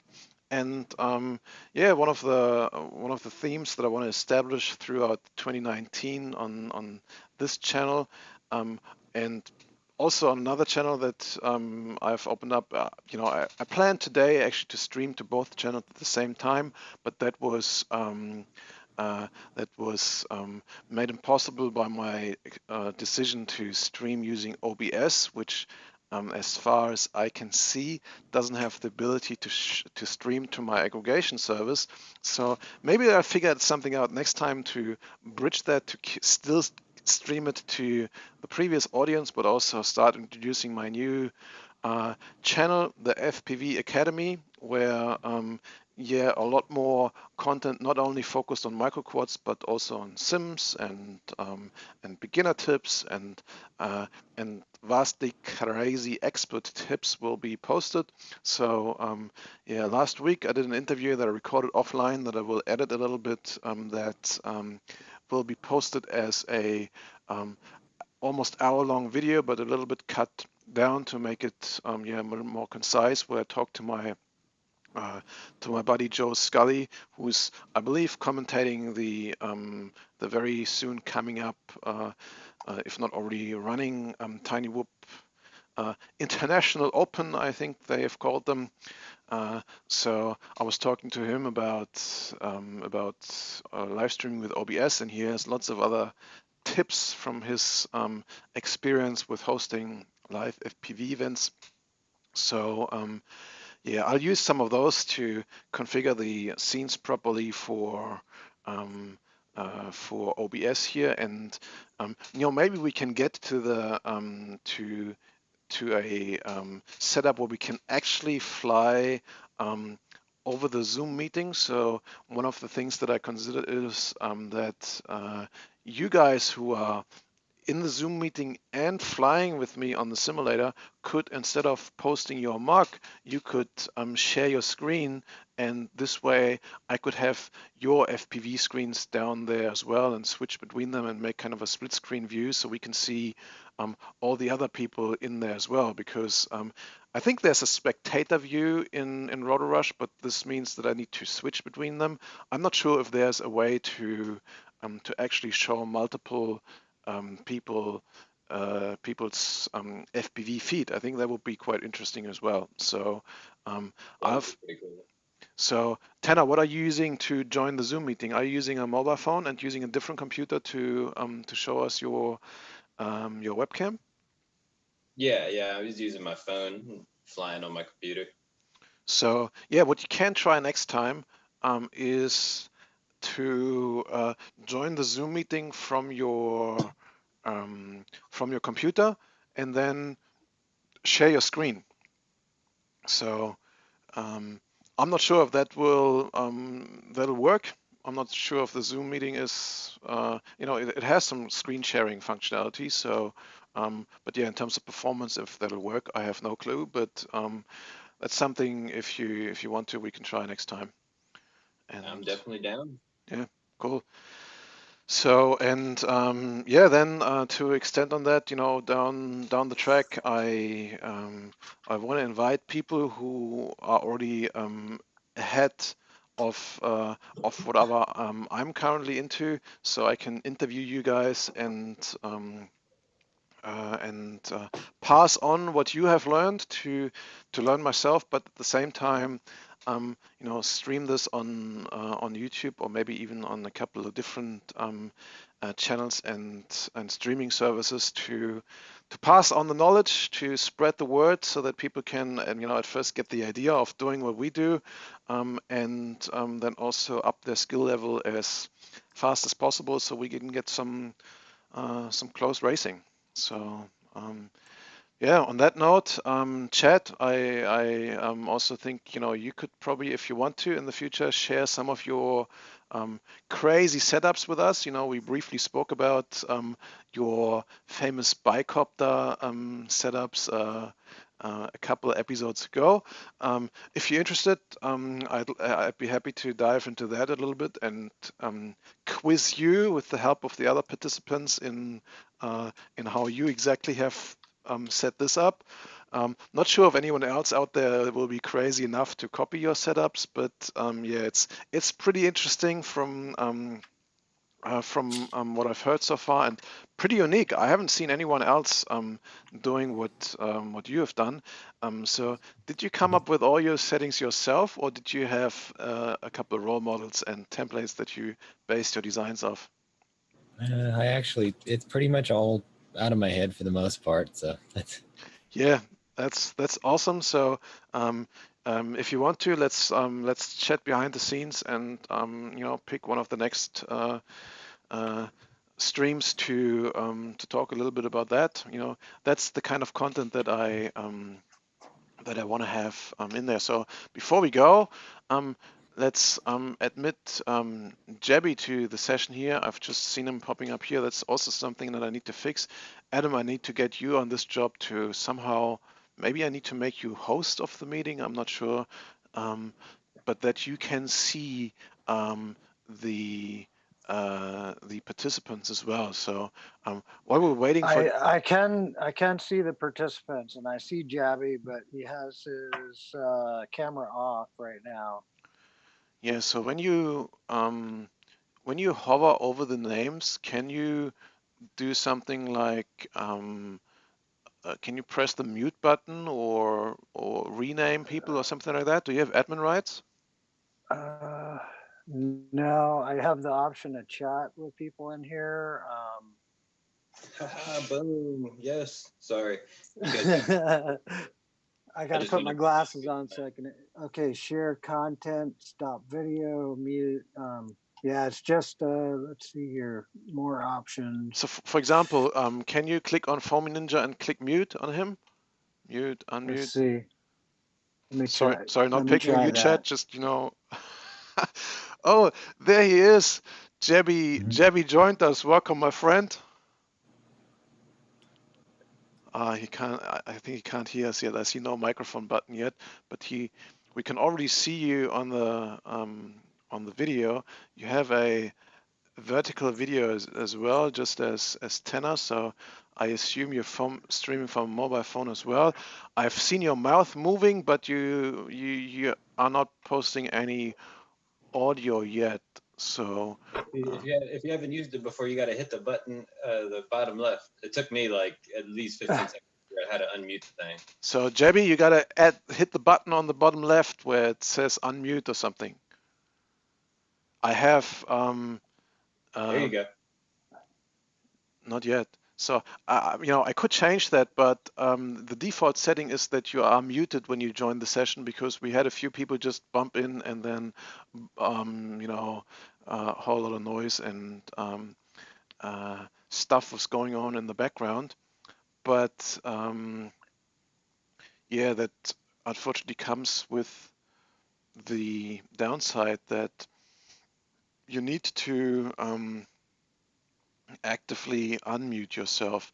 So Jebby has posted to me saying hi in the chat room. So yeah, I can see you struggling around there, my friend.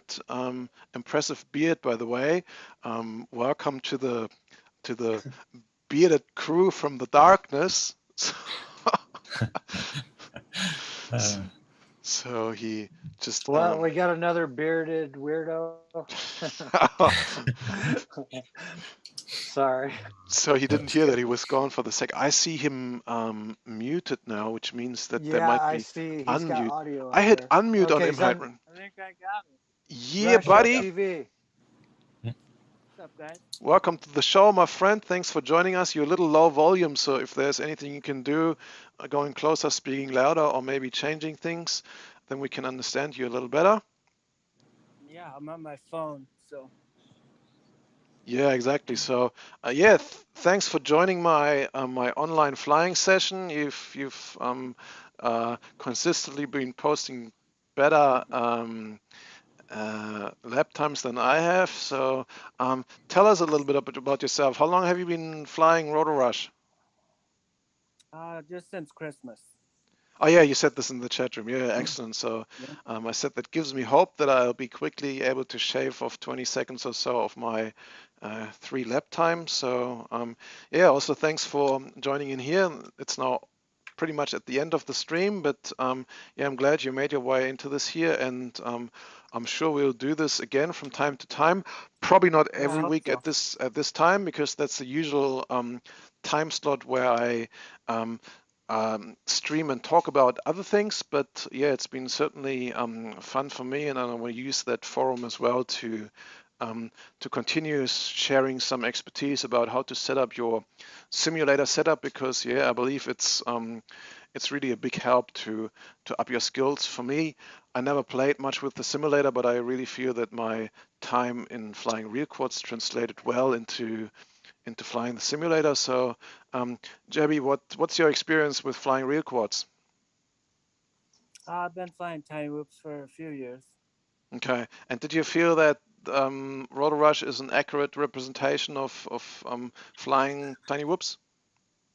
Yeah, I Oh, do. hey guys. I don't mean to cut you off. My battery's gonna die in 2 seconds here. I'm on 1%, so I'm gonna cut out. It was nice flying with you guys. Yeah, It was you Nice too. talking Nice to excellent. you, flying. Tanner. Thanks for coming in here. See you on the next one. Absolutely. Y'all have a good Cool. night. So, Adios.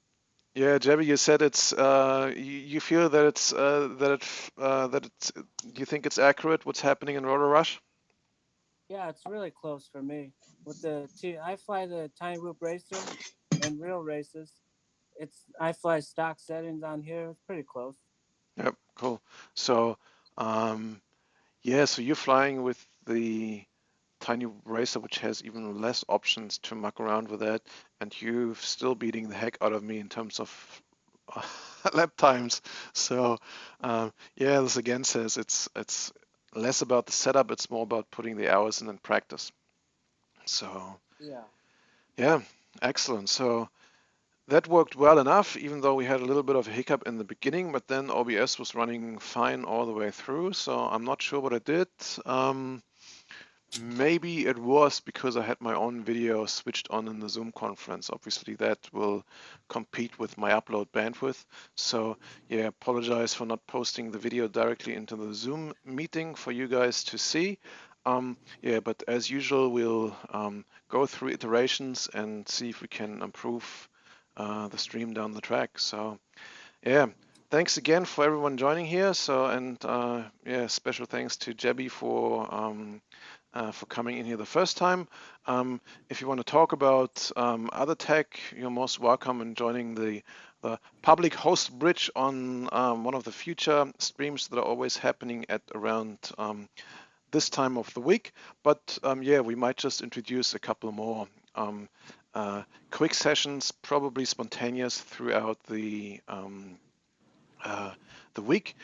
So before we go, Jebby, what is your best practice to find other people to play online? Is there any way of posting the online sessions publicly, or any best practice to find other pilots to fly online, or do you just go into the Rotor Rush and see what host session is open there?